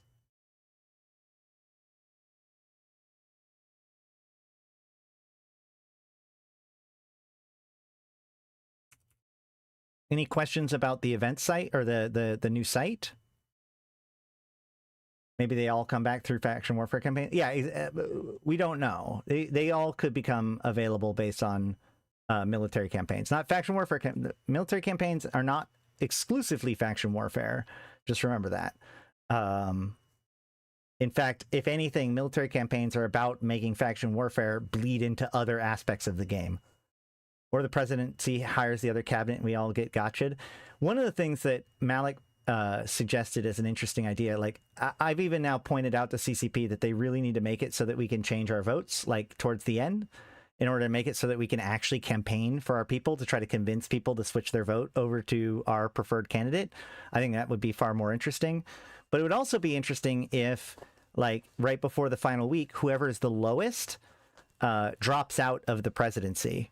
And so that's what triggers everybody to have to revote, because they kind of have it set up where it's like, given any given position, the other two might be against it, right? So, you know, if Rodin ends up not being very successful, Rodin might drop out and add her support to Alex, for example, against Lucas. Yeah, psych. Turns out the new president is Aki Makasaraki. I didn't expect it either. No. Let's see.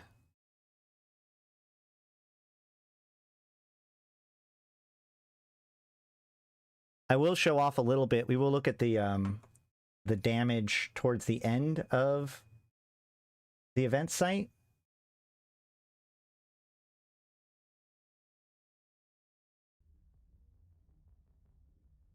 We can see the peld in the lower corner. So this is a bigger wave.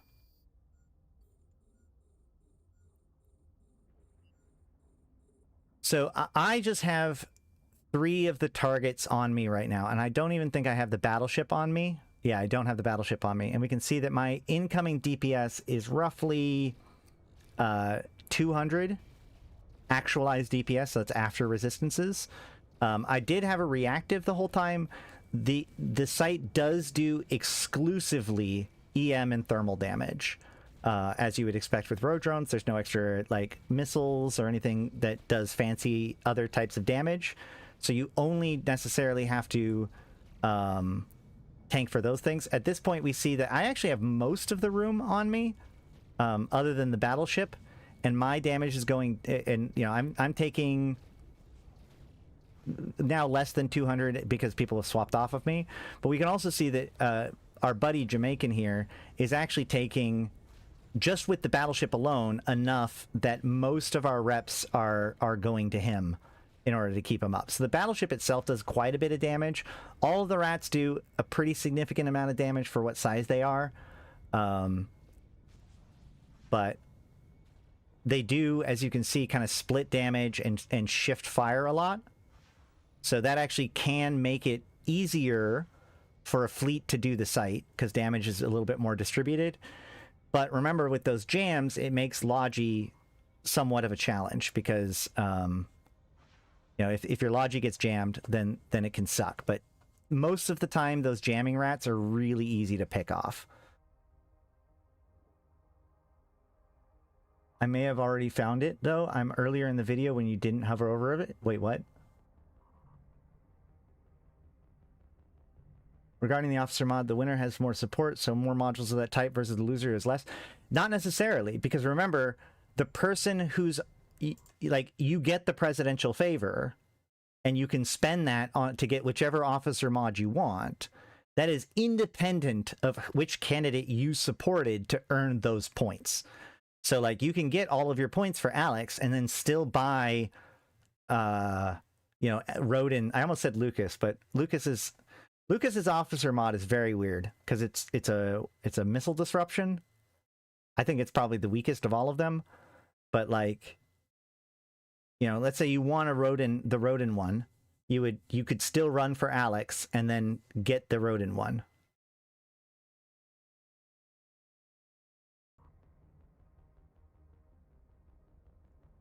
I posted about that.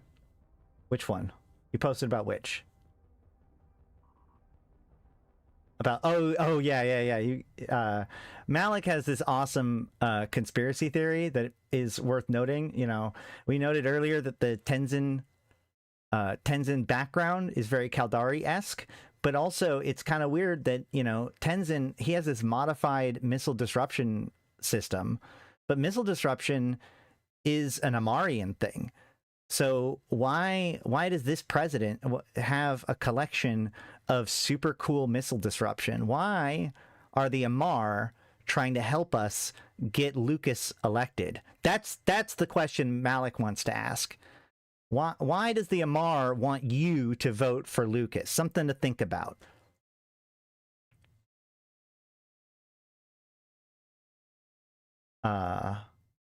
I'm glad that you said that, as I just got enough favor to buy a mod. Yeah, you need to get the 4 presidential favors, and you can even sell those on the market and buy them on the market if you want to. But who you trade the presidential favor or the political favor to means nothing. The only thing that matters for the actual vote is how many points you get for the track, which, remember, right now is capped at 1,000 per character.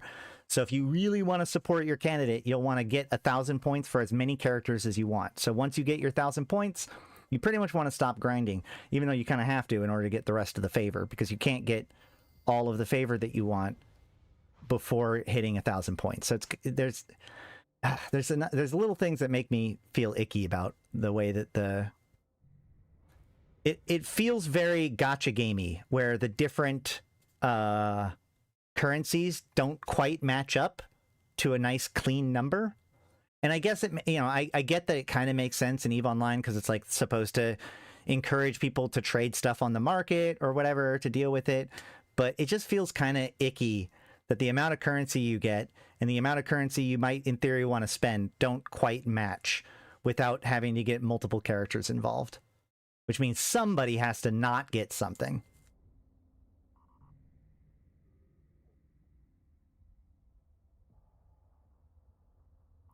So this is wave 19.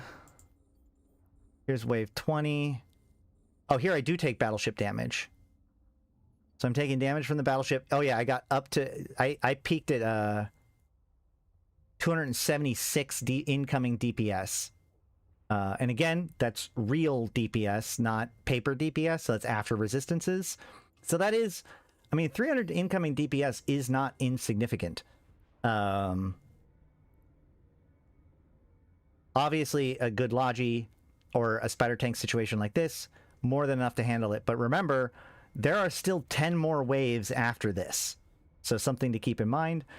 But also, just remember that in this particular version, we were looking for the trans patch bonus, and we never got it. So if we were to do it again, it's one of those things that, like, if you get that remote rep or rep boost, I feel like you'll be able to go a lot further. Also, one of these is cap recharge or cap amount, and I think that that might be the overclocker, because we thought that one of them was the speed one. Do we even have it here?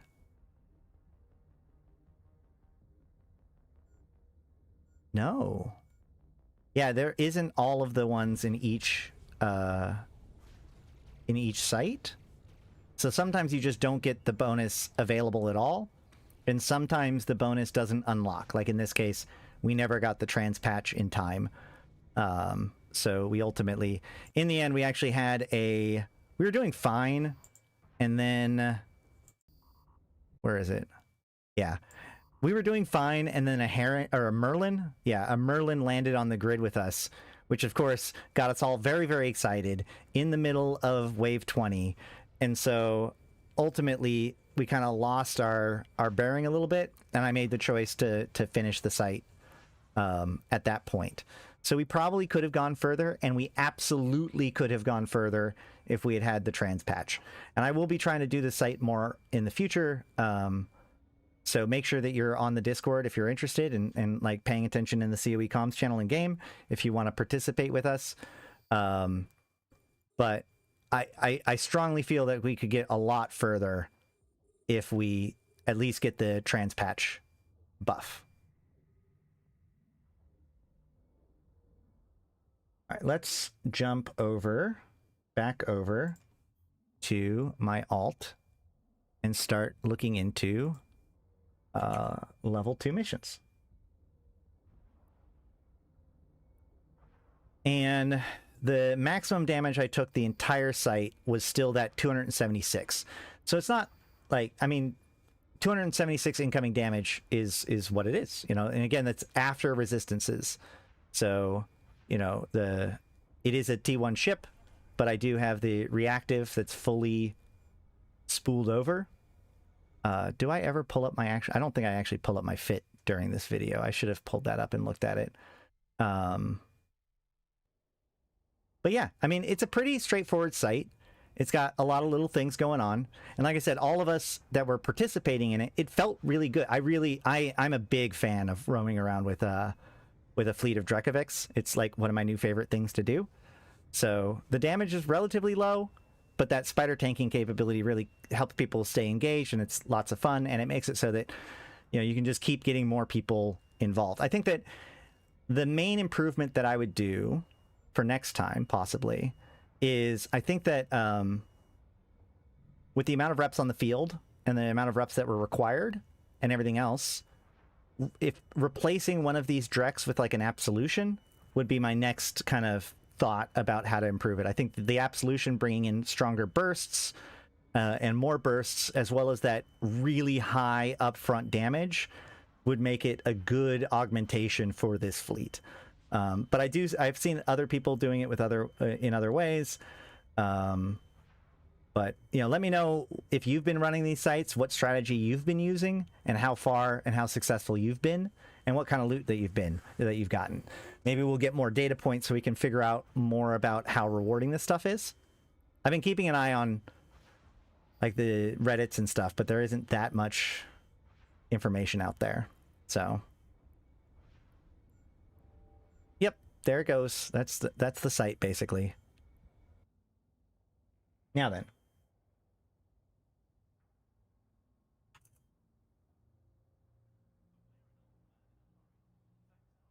Let's close this. We got this. I think I should still be on timer for these, right? Yeah, 2050. Oh my god, it'd be another hour. All right, so...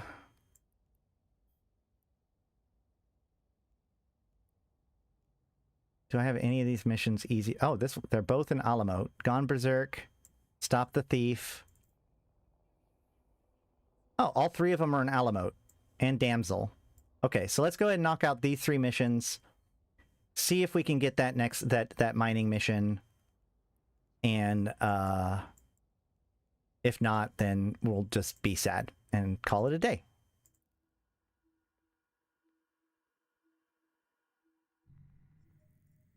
I did pick up all 3, right?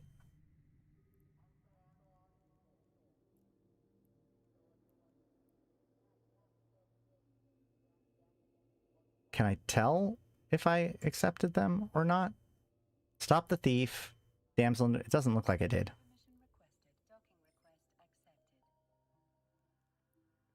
Oh, yes I did. Dang it. All right.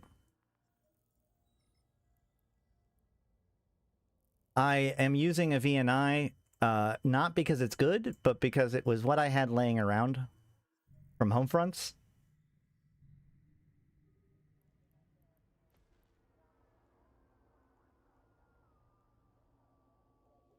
I can't radial off of this? No! And I really like the skin that I have for it.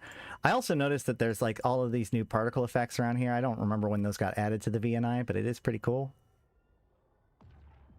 Yes, the mission must be from a Gallente agent. So if you look at that agent's like show info, their faction standings must be Gallente. Or if you open up the agency finder or the agent finder in the agency, it has to be faction Gallente Federation.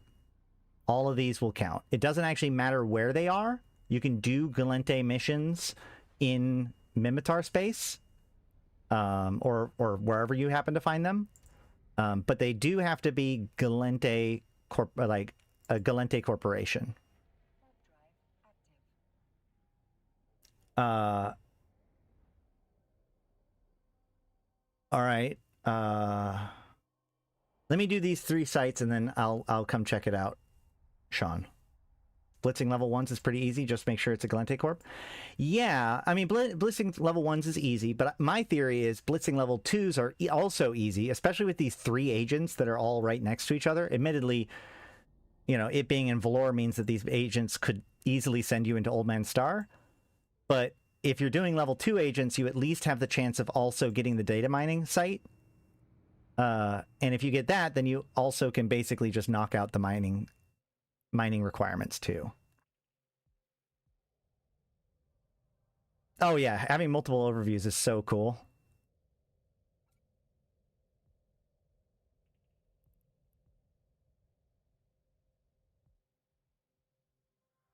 Switch to a PvE tab. And let's go and switch to this view and open up Peld so that way you can see it, even though, like, who cares? It's a level 2 mission, but, you know, just for consistency.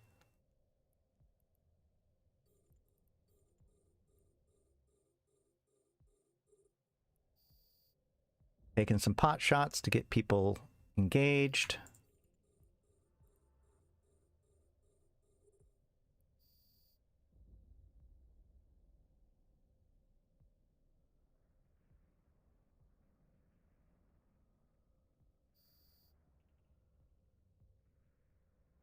They are attacking my drones because they're douchebags. But I honestly, I'm just going to let my drone try to tank the site because it's a level 2 mission. What are they going to do?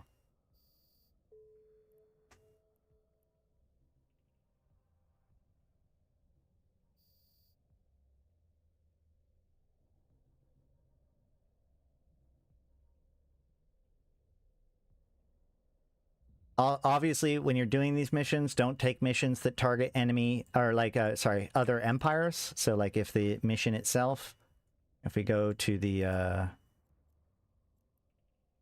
details, we can see here like this objective doesn't have anything.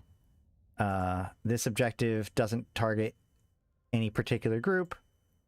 I guess all three of these don't target any particular group because they're just mercenaries. If there was an Amar logo there, you probably would not want to take the mission. The mining mission targets Caldari. Is that true? Might be worth the small mission standings loss.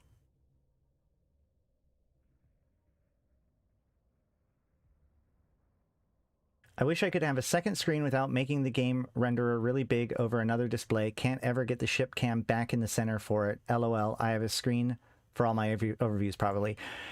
You can actually stretch your computer across, or your client across multiple screens. And then you go into the camera of the escape menu and you can change the camera center to be like this. And so like if this was centered, I guess that's probably a bad version of it, but like if I move it over here, then this would be sent. Gosh darn it. Okay, fine. My hammerhead won't tank the site. Then it would be centered on one of my two screens. I used to do that in the Abyss, like so that way I could stream a very clean screen with no UI on to the people, and then have all of my UI be on a separate screen. It does kind of make the field of view look a little wonky in some ways, but it works.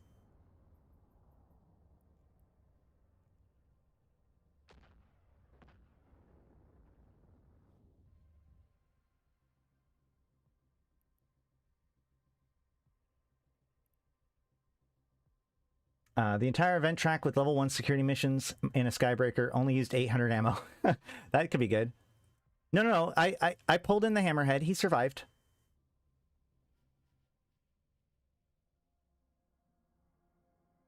I take care of my drones.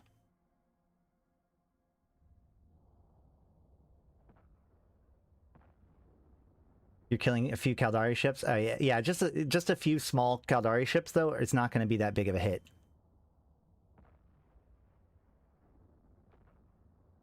Hey, 07.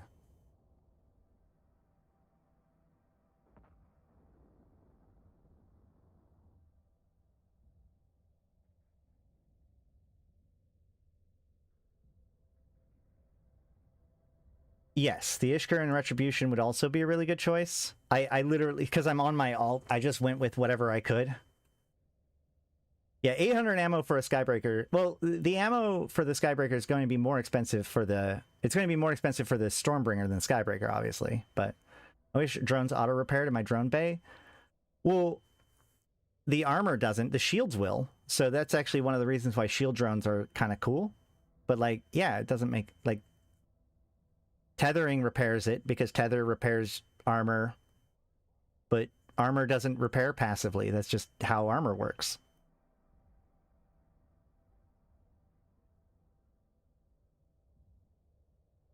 I'm 15 level 1 missions away from completing the track. Yeesh. But you only got one presidential favor, though.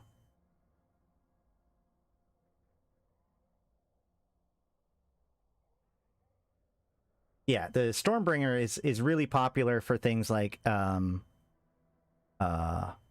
Abyss. And so we'll...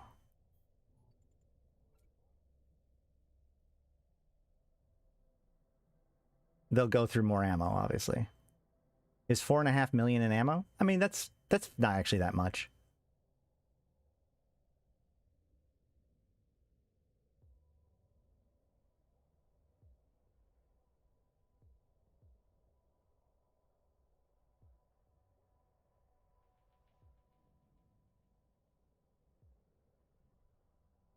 Maybe I should have gone with a ship that could run these missions faster.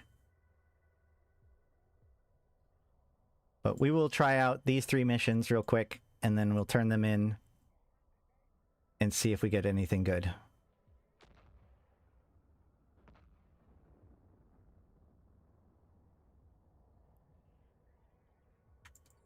Why are my drones idle? Don't be idle.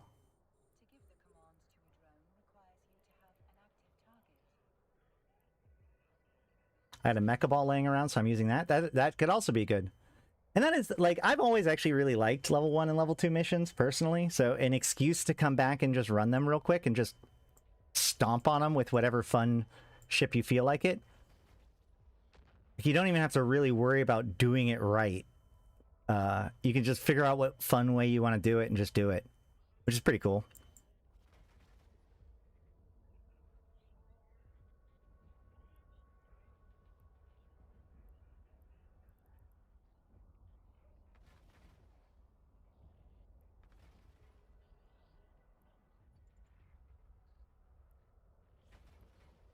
Prefer level 2 to 3 in frigates, more challenging? Yeah. Especially like an assault frigate? Yeah. Boo. It might be worth checking the loot. Didn't they say that mission rats don't have like the Skinner components and stuff though? I'm pretty sure the mission rats are going to be not worth looting.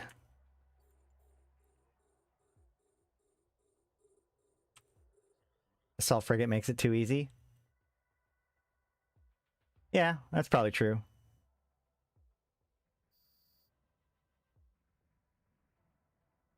The thing that gets me is that right now, if some, like, the thing that frustrates me the most about this event, I think, is that if someone was to sit down and be like, I want to maximize how much support I give to a certain presidential candidate, whoever I wanted, the optimal way of doing it is to have an ungodly amount of Omega accounts, log them all in, take them to a rearguard system that nobody cares about, and join Gallente faction warfare and run the plexes.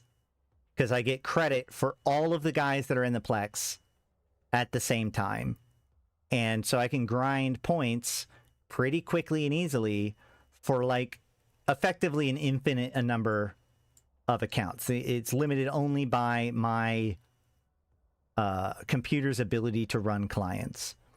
And that spooks me out, that is the optimum strategy. Because there are going to be people that try to do the optimal strategy. It really... It makes my skin crawl that that's the optimal strategy. I hope that fear is unfounded, but we'll see. Now then, stop the thief.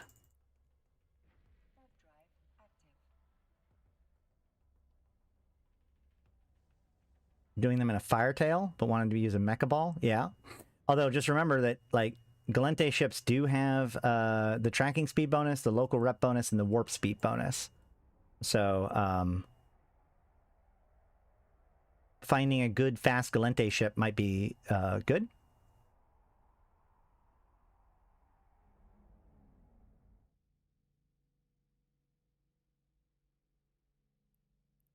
I do like to stop the thief because it's only one rat that you have to kill.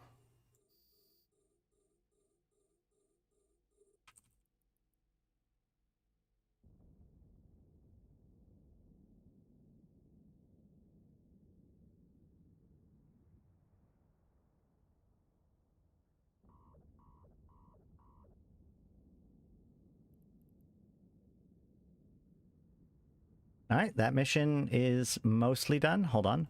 Oh shit, I need a rep. Oh, I already have the reports, so now it's time to go to Damsel in Distress. Yep, now it's time to go. Oh shit! Did I leave a hammerhead behind? I probably did. Whoops. All right, well, fair enough. Or ogre? I think I left one of my Federation Navy ogres behind. I could just warp back to the site, though. Hold on. Whatever. I don't care. I'll leave one drone behind. It's fine. I didn't realize I was already aligned to my next site. I warped a little bit too early.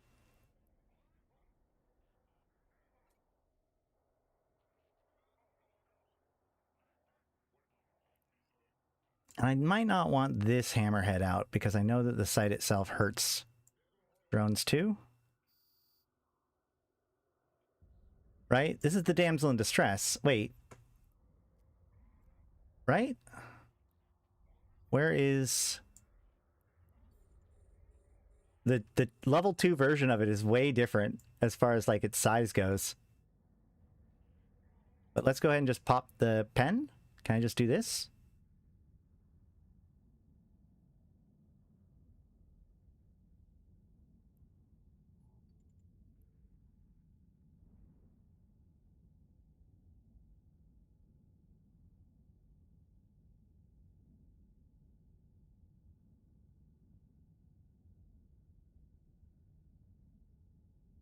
And that's how rogue drones get made. Yeah, that's... Well, thankfully, I think that the rats will just kill that drone. But yes. Man, my drones are ripping them apart, though. That's fun.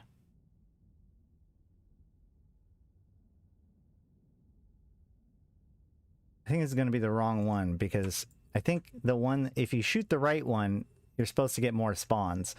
Although, I mean, like, I don't really know what's going on, because this is only the level 2 version of the mission, and I'm not used to doing the level 2 version of the mission. Oh my god, that thing has so much hit. I don't think this is right. I think I have to do the other one. Let's shoot the other one.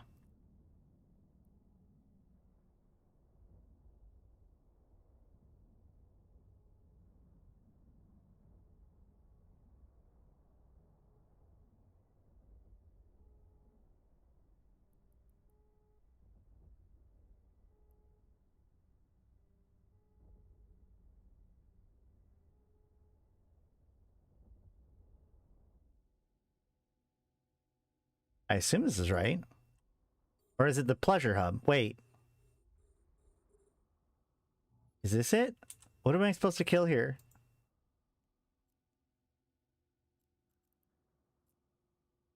Oh, no, it is the pleasure hub. Whoops. Whatever. I've never done the level 2 version, I think. But here we go. Pleasure hub destroyed. I don't need the janitors, but that's fine. And the damsel. Excellent. I now have all 3 missions done. Let's go ahead and just poke back over it. Stop the thief. Whoops. Can I go agent mission, stop the thief, encounter warp 2? We're going to go see if that drone is still there.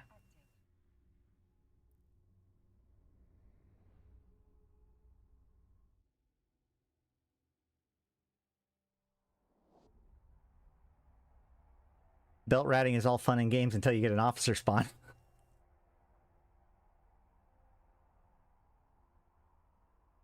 I think I'm assuming my drone is dead already. No, it's not. Holy shit. It is tanking. Hold on. Oh man. Oh man. Right click. Reconnect lost drones. Yeah, baby. Perfect. All right, great. Set destination. Let's get out of here.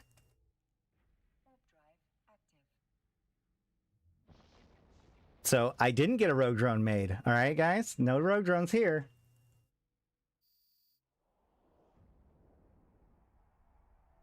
Saving private drone. Exactly.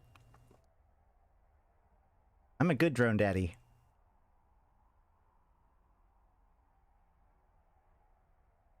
They wanted to recruit it. Yeah, well. Maybe if Alex gets elected, we'll let that happen.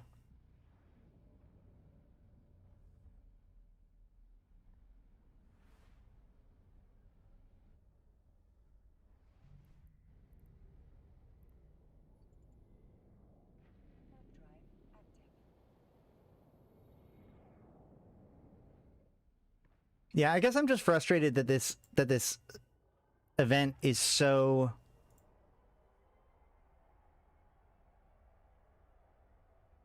rewarding to having a bunch of alt accounts. Because the effectiveness of any individual pilot is capped. But the tasks themselves are so easy to be done with alts. Like even the mining one, it's easier to do it if you've got all of your guys going for tasks to try to get one of the correct missions. I don't know, man. It's still a really good, like, overall, I think it's a fun event, and I think that, like, as far as a template for military campaigns go, I really like it. But that is one. Oh! I told you I should have done it on stream. That I need to do everything that requires luck on stream. That is just the fucking truth, man. All right, so here we go. Data mining. All right. We can get mining barges in. We can get haulers in. We can get ore haulers in. We can get Noctis in. We can get... we can get the Outrider in. Excellent. Okay, great. So, what we're going to do is... well, I can't... Okay. My Outrider's on on Ash, not on this character.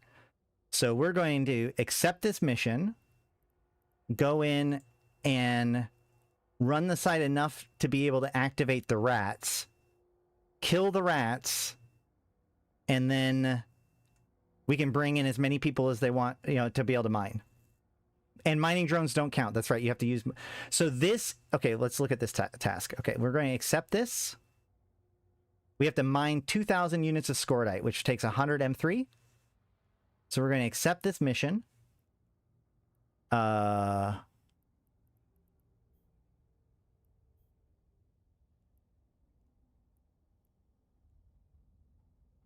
we're going to mine the 2,000 scordite.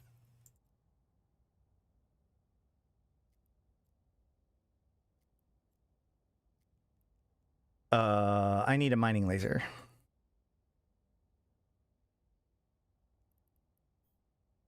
I can fly. I'm 99% sure I can do it on this. Yes. Okay, great. So we're going to undock from this one. I accepted the mission, right? Whoa. Nope. Cancel.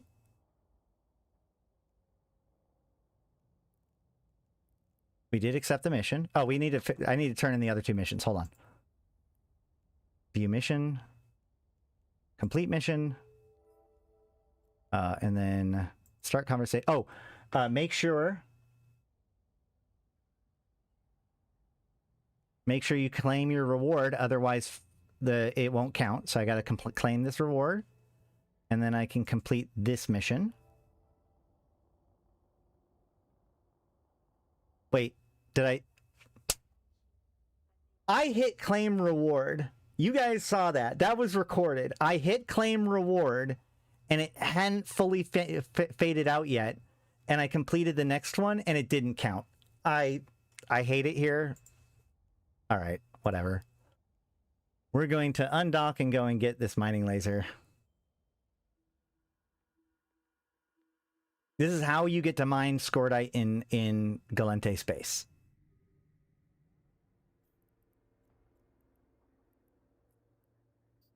I don't... Sure, server ticket, whatever. The processes are like, it takes a few seconds for the task to complete. I don't know. I don't care anymore. It's fine. It's a level 2 mission. Whatever.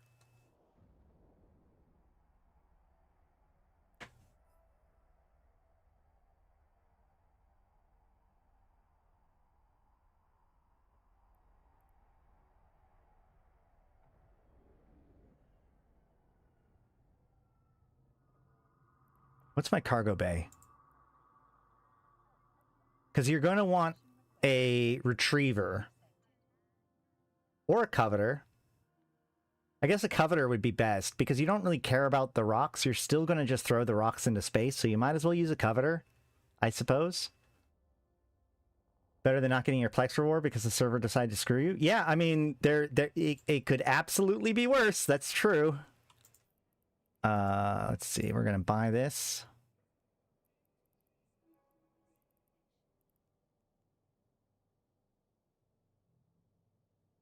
$2,000 units is 300 M3.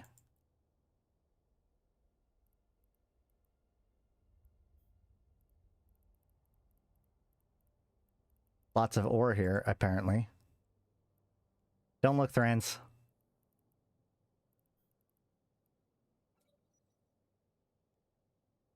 Oh, no, it has to be a turret slot. That's right. Okay, we're going to put this in here. And then put the mining laser on here. Well, if we're going to do that, then we might as well buy 3, right? View market details. We're going to buy 2 more. And then go everything in here. And actually, I don't need everything in here because I need all of this cargo space. So we're actually going to put it all here. And then my fitting, we're going to take these 2 miners. And we're going to drop them in here. I don't have enough CPU, so we're going to turn off 1 repper. Still don't have enough CPU, so we're going to turn off the remote sensor booster. Hey! Can I also put on the repper? No, okay. Should be fine.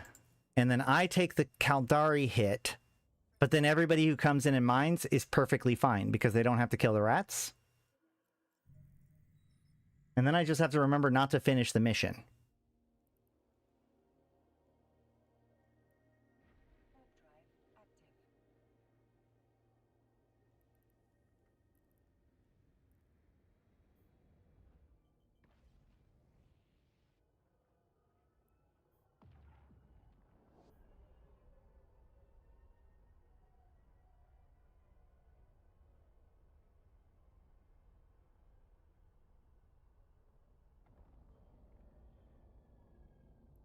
I cannot believe that I spent over an hour this morning running around from level 2 mission to level 2 mission on 2 different characters trying to trigger the data miner mission, and the first time I try it on stream, it works.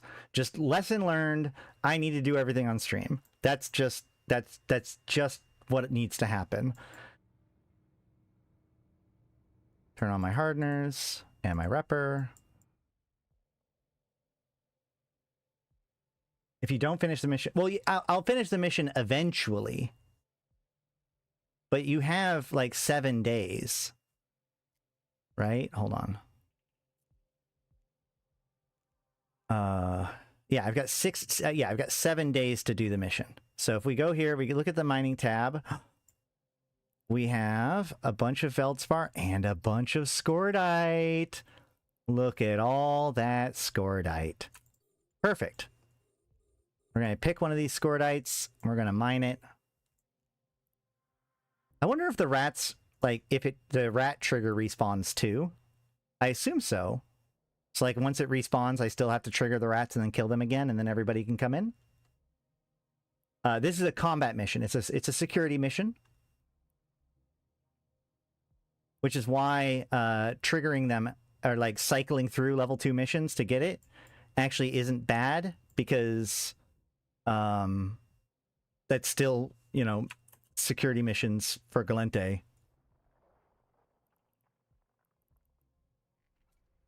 Yes, that is correct. Okay, great. So I do have to, like, kill the rats every single time. Little standings hits. We'll see exactly how big of a standing hit we get. Let's see. 1 cycle gives me basically 1/3 of the ore that I need.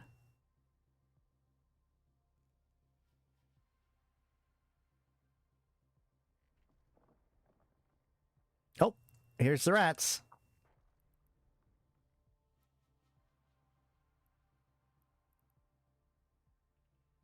So obviously you're going to want to kill all the rats in the same 20-minute time period, but you're only going to get the tick for the cruiser, because it's the biggest one, which isn't going to be much. Most of the time when you're getting standings hits for a mission, a lot of those hits are coming from, like, destroying a structure. Those usually have, like, much larger standings hits. Oh, more rats are spawning, though.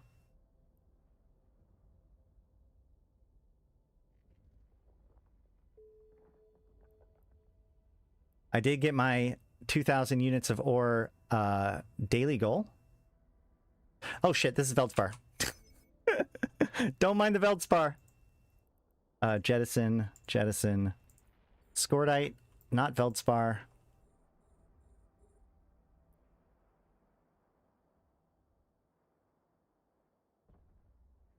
Tomorrow they're going to make it so that this Scordite doesn't count as Scordite. for the purposes of the event. So, you know, jump in while you can. Not, I don't know that for sure, but... Oh my god, I have 1,999 units of Scordite. What even happened? All right. And so I think this is all the rats that are going to spawn. What is happening in local? Nothing too spooky.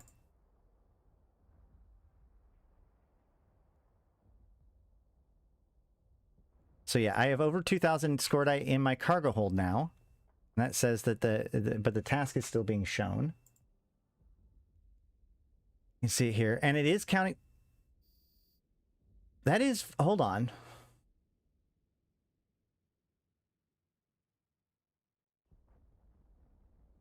Why didn't I get more credit? Why didn't I get more credit? Wait, why didn't I get more credit? I had assumed it was crits and stuff, but I only got 419 M3. Oh, because it's M3. It's M3. It's M3. Got it. Okay, great. Okay, great. So it doesn't matter how many units you do. It's only M3. This is correct. I have 424 units, but I only mined 290. So there still is a discrepancy. A small one. Did I get a crit? And now that all the rats are killed, it says that I can dock. So we're going to wait for the tick, for the standings. But if anybody wants to come mine, I can open up the fleet. No, mining drones don't count, correct, but I'm just using lasers. But it's actually, I think if we look at my log, hold on, one thing at a time. Social, fleet, form fleet, create advert, om nom nom, alliance, based on standings, good, submit. All right, so my fleet is now open. If you're in the convocation or invited or any of our allies, you're free to join in and come in and mine. I recommend getting a procurer. You can whatever your choice is. There's Scordite here for your grabbing. I should probably lock it down so that way we don't get a million people in here. But for now, I think Malak's going to come in here, which is fine. And then I can go get an Outrider and bring it in here for boosts. But that almost seems excessive. So now we're just waiting on the tick, and then we're kind of good for the day. Malak might be able to come in here with a mining barge and see how much rocks are in the rocks. Oh, random small rat or two will respawn randomly? Okay, well, not great, but we will see how much the standings ticks are, because I don't think it's going to be much. These little frigates and stuff shouldn't be a notable, too big of a penalty.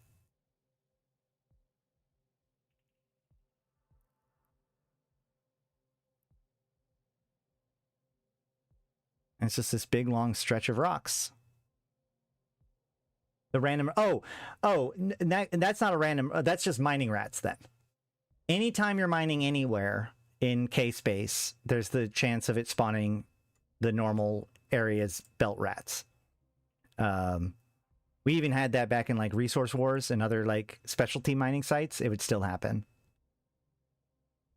Yeah, I mean, a Corvette with a mining chip could totally work, but I mean, any of the mining barges would. So would the Outrider, but I'm hanging out in here so that way people can warp to me. Yeah, it's just the rules. Anytime anyone mines anything, it can trigger the belt rat spawning.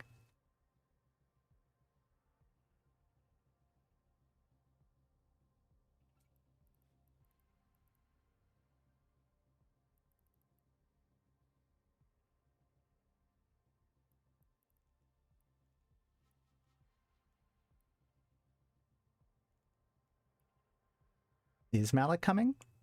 Are we waiting on something? Oh, I got to build a ship in Dodie. I got it. Okay, that's what it was.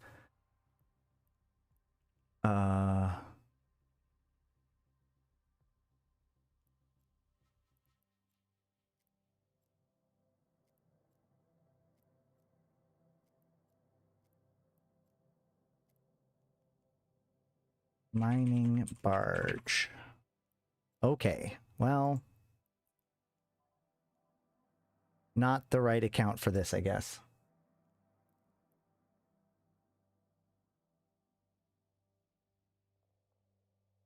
Any other questions while we wait for the tick?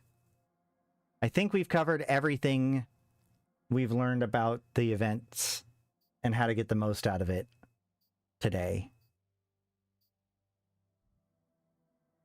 Oh, I did see that Dutch Gunner is hosting a new fleet this Saturday, so that could be cool to do. Also, there's a on the 27th, there's a memorial for Hateless. Information on Reddit. I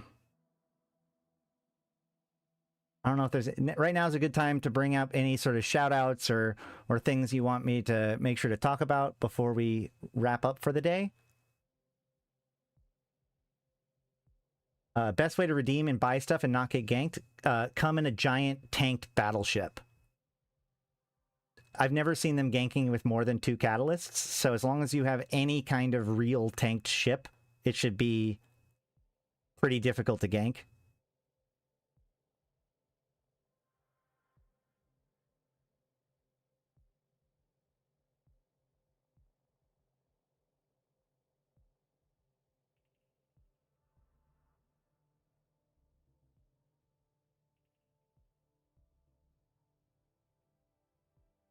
I think we saw 2 catalysts in one gank and 1 catalyst in another gank. Most of the people that are getting ganked are just showing up in like frigates or whatever. You saw a battlecruiser, right? Again, like brick tank it. Brick tank it. So like a Mauler, dial tank that fucker. You want like all resistances and plates and stuff in the lows, all resistances and extenders in the mids. You know, everything. Make it as hard to gank as possible.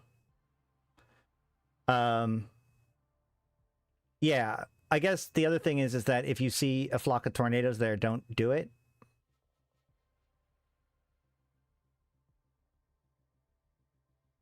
Yeah, I don't know if the avalanche. Honestly, like a bustard, because those are already really good at hauling and also really, really tanky. But we're talking about things with giant buffers, right? You want resistances and you want buffer. That's it. No reps, none of that stuff. Just resistance and buffer. And so a ship that comes with a Drake, just tanking the shit out of a Drake could be good. Like he said, a Mauler, anything with like a resistance bonus built into the hull is going to be pretty good. You know, you could always brick tank your rattlesnake. Those are famously impossible to kill. Oh yeah. There are definitely catalysts and mobile depots out there. Although it's really funny, like I said, the gankers that we saw earlier weren't doing it right. So if you wanted to, you could just sit there with like an anathema, or not anathema, but like a magnate and try to steal it for yourself. And that's honestly like, if I was to do it, that's probably what I would do, is I would go in with an alt, with a magnate, and just sit there and be ready to like steal from them if they gank anybody. And then watch, as soon as they gank somebody, that's when you come in. Because, you know, there's probably not going to be that many people. If you see those NATOs out there, wait for them to gank somebody else. Because as soon as they gank somebody else, you now have a 5-minute timer before those characters can be used again. So that's going to be your biggest window of opportunity. Going with a shuttle, make sure you know exactly what you're going to do, and then go in and do it. Can a prospect go into the site? If I remember correctly, it could.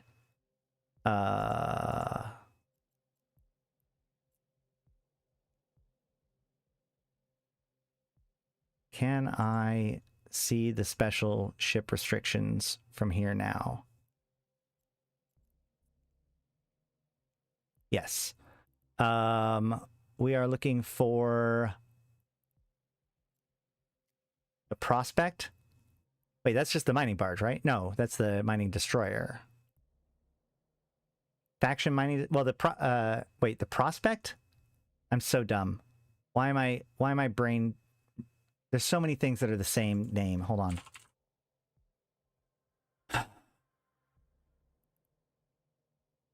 The T2 mining frig, got it. I don't think T2's allowed. Expedition frigates. Oh no, yeah. Expedition frigate, endurance and prospect both allowed.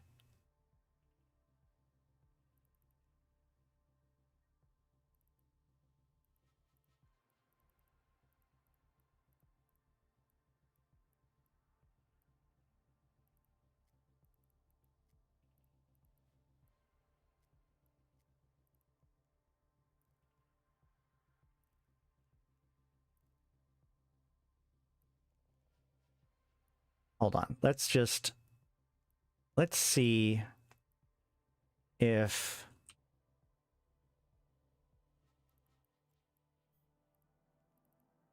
yeah, we're going to just go and grab one of these. I got a rattlesnake BP. Is it worth buying the materials to produce it? I don't know. You're going to have to check that. You can go. It might be because the resonators. Actually, I don't know, because rattlesnakes have probably gone down in price recently because of stuff that happened. But if we look at it in the industry, we can see that a rattlesnake without any boosts takes approximately 722 million to build and is worth 797. So probably worth at least a little bit. It's going to be a lot better if you actually have the Garissus LP to get the Garissus net resonators, because that's over half of its value. Okay, great. I'm going to just grab that venture real quick. And then we'll head back in there.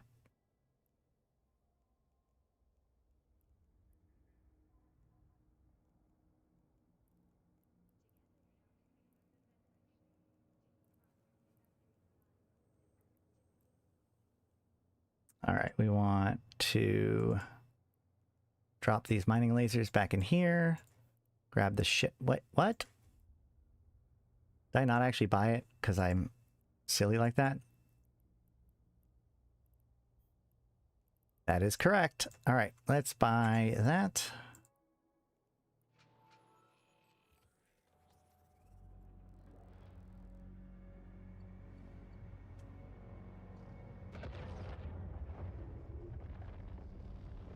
Yeah, but one of their main tasks also got like moved around. You know, you're not going to need rattlesnakes to do the OBS or the fobs anymore. But I guess rattlesnakes, now that the Praxis got nerfed, maybe rattlesnakes are going to be more valuable for wormholes. So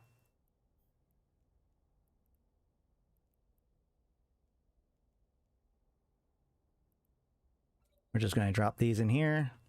And then, oh, I need a chipset, don't I? I can use the T2, right? Yeah. No! All right, I'm just going to go with the T1 chipset then. All right, and we undock.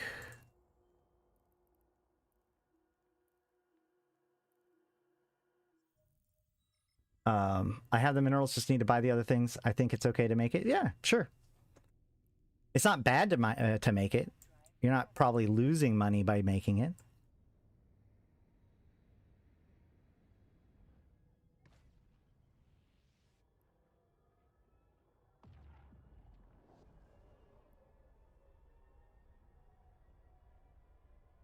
And so this is M3 worth of ore, right? So my mining hold holds 5,000. Jesus. So I have to fill my cargo hold 6 times for the first task. This is going to be annoying.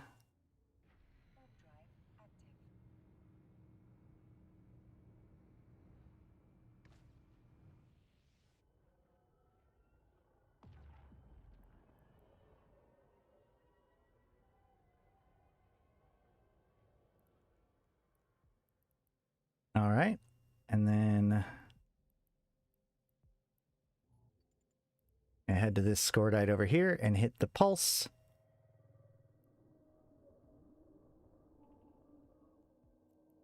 Open scan results. we can see here that it's, hold on, let's go ahead and grab all of this. Open up a spreadsheet.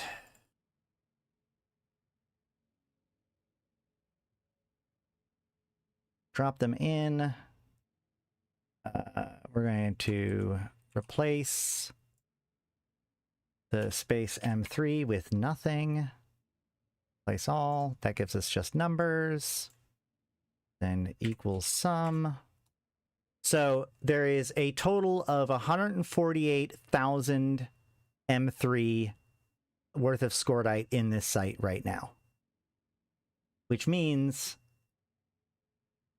what was it? It was 60,000? Was it 60,000 is required to complete it, or was it 30,000? No, 30,000 is just this first stage. Wait.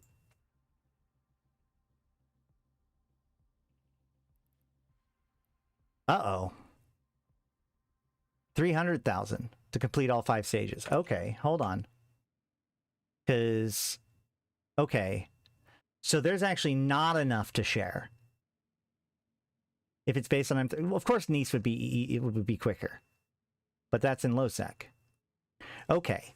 So this site, okay, hold on. So this site doesn't actually allow you to share, right? Because you actually need to completely finish the site twice to finish the track. Well, yeah, and that's true. Because you mine via M3, you're going to take the same number of cycles to mine it regardless of what it is that you're mining. Because it's M3, not volume. Okay. So, in reality, you end up with just... yeah, because... So, right, because there's 2,000... units. All right, well, I have roughly just under 150,000 units of Scordite, or M3 worth of Scordite in this mission, according to my spreadsheet.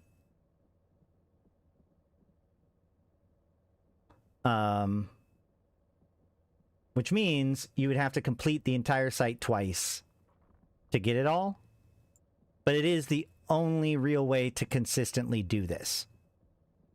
So I guess that works. And that crit, hold on. Did that crit count? Now that I've gotten a crit, let's check. I've gotten 599.89. Oh shit, but I have the other amount. Oh no. I don't remember exactly how much the other amount was.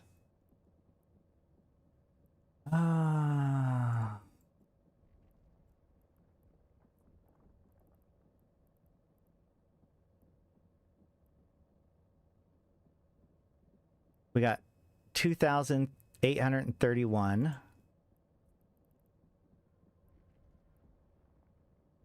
And it's 0.15. God damn it.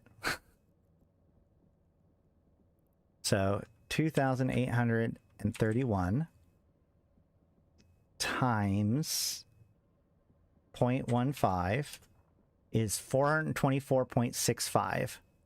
So then if I take 1,479 minus that, 1,054.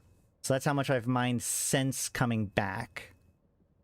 And then if we look at how much I've actually mined, I've mined 1,189. So yeah, clearly the crit did not count as amount mined. That's how the differences can happen. Also the drones. If you mine with drones, that doesn't count either. But crit doesn't count either. You actually have to take rock from the ore. I wonder if... I'm assuming that waste also doesn't count. That's true.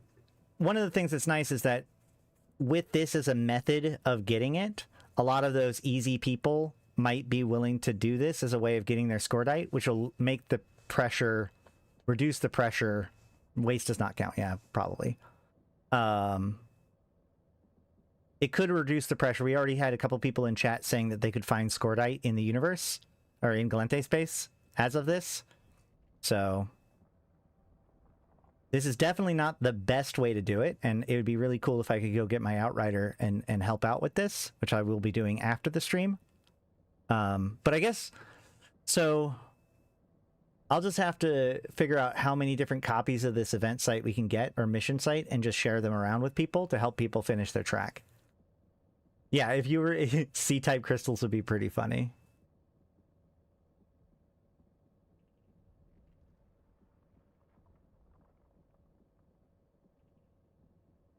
Do we ever get the standings change? Oh, maybe. Yes. Oh yeah. Look at this. My standings changed with the Caldari. Did it even apply? Look. My standings change with the Caldari is 0.001. So yeah, the standing loss for doing this isn't even enough to be registered. I still have 2.02, and then in the end I have 2.02. So I wouldn't worry too much about the rats in the site. The standings from killing the Caldari is negligible, given the fact that it's just frigates and cruisers. But it is the only reliable source of Scordite that we can find right now. And reliable is kind of a stretch because you do have to get the mission to trigger. But, you know, while you're doing that, you can be finishing other missions. So, yeah. I think that might be about it for today. Good luck, guys. I'm interested. Like I said, let me know, guys, below. Have you today? My main question for you guys is: have you guys run the fabricator the fabricator sites? If you have, what was your strategy? And how much did you make, and how far did you get? Because we're trying to collect that information to get kind of an idea of what this is all about. Tomorrow probably won't be streaming. Thursday we'll return. I probably will at least try to go run around and get our eyes on the data site at some point. Pay attention in the Discord and in, you know, whatever, and bug us. We'll be doing more of the fabricator sites, but I'm not going to give out too much warning about that because I don't want my fleets jumped on too much. And then yeah. Can't think if there's anything else I need to think about today. I feel like there should be, but I can't think of what it is.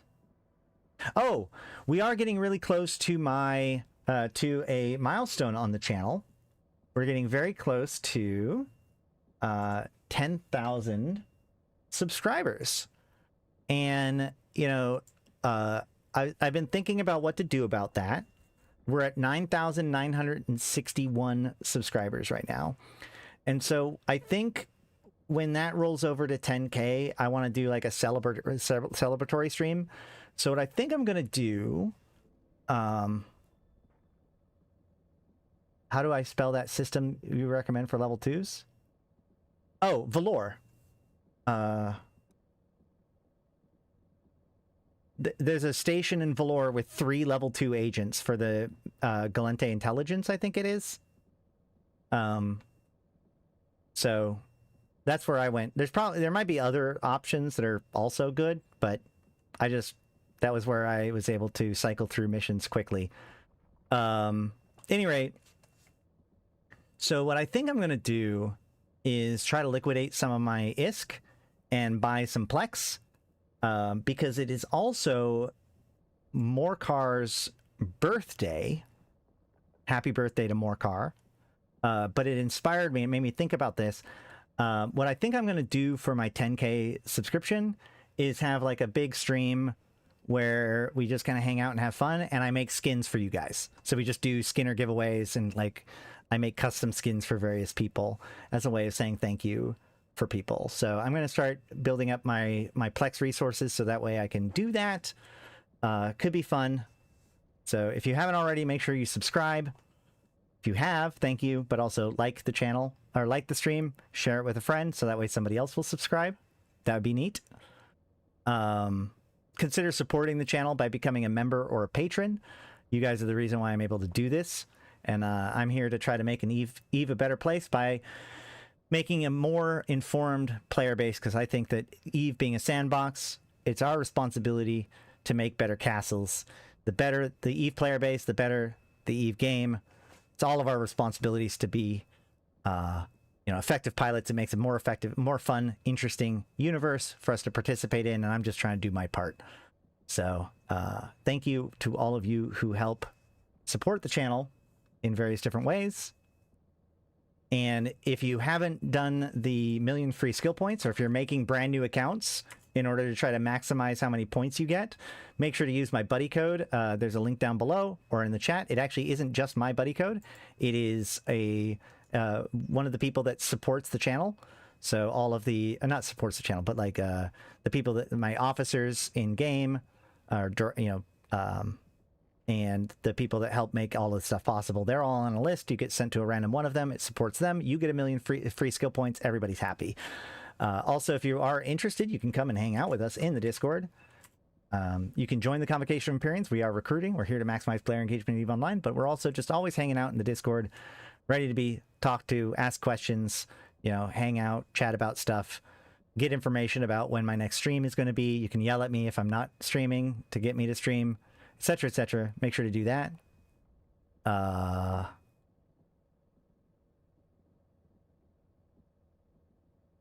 me double check.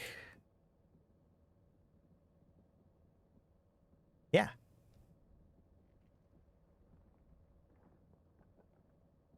Maybe give out a copy of the Gallente Constitution.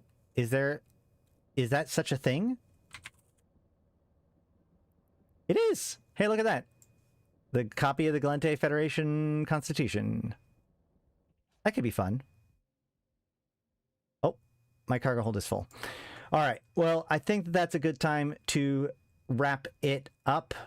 So, with all that said, I've been Ashtarothi. I've been playing this game since 2012. Let's try it again. I am Ashtarothi. I've been playing this game since 2010, talking about it since 2012, and I'm here to put EVE into context for you, my fellow Empyreans. Thank you guys so much for hanging out, participating, chatting, all that kind of stuff, just watching the stream. It's all very, very appreciative. And I also want to give a special shout out to my top tier supporters whose names are not coming up right now. We have 745 MPSI, Arydanika the Queen, Bad Boy Smooth, Eboleet, Erladis, Elange, Flash Gordon, Grims, May, Malak Starfire, Malin, Mercuton, Mayak, Michael, Nephilim, LM1, Sheesh, Susuro, Thrans, and Rid. Thank you all so, so much.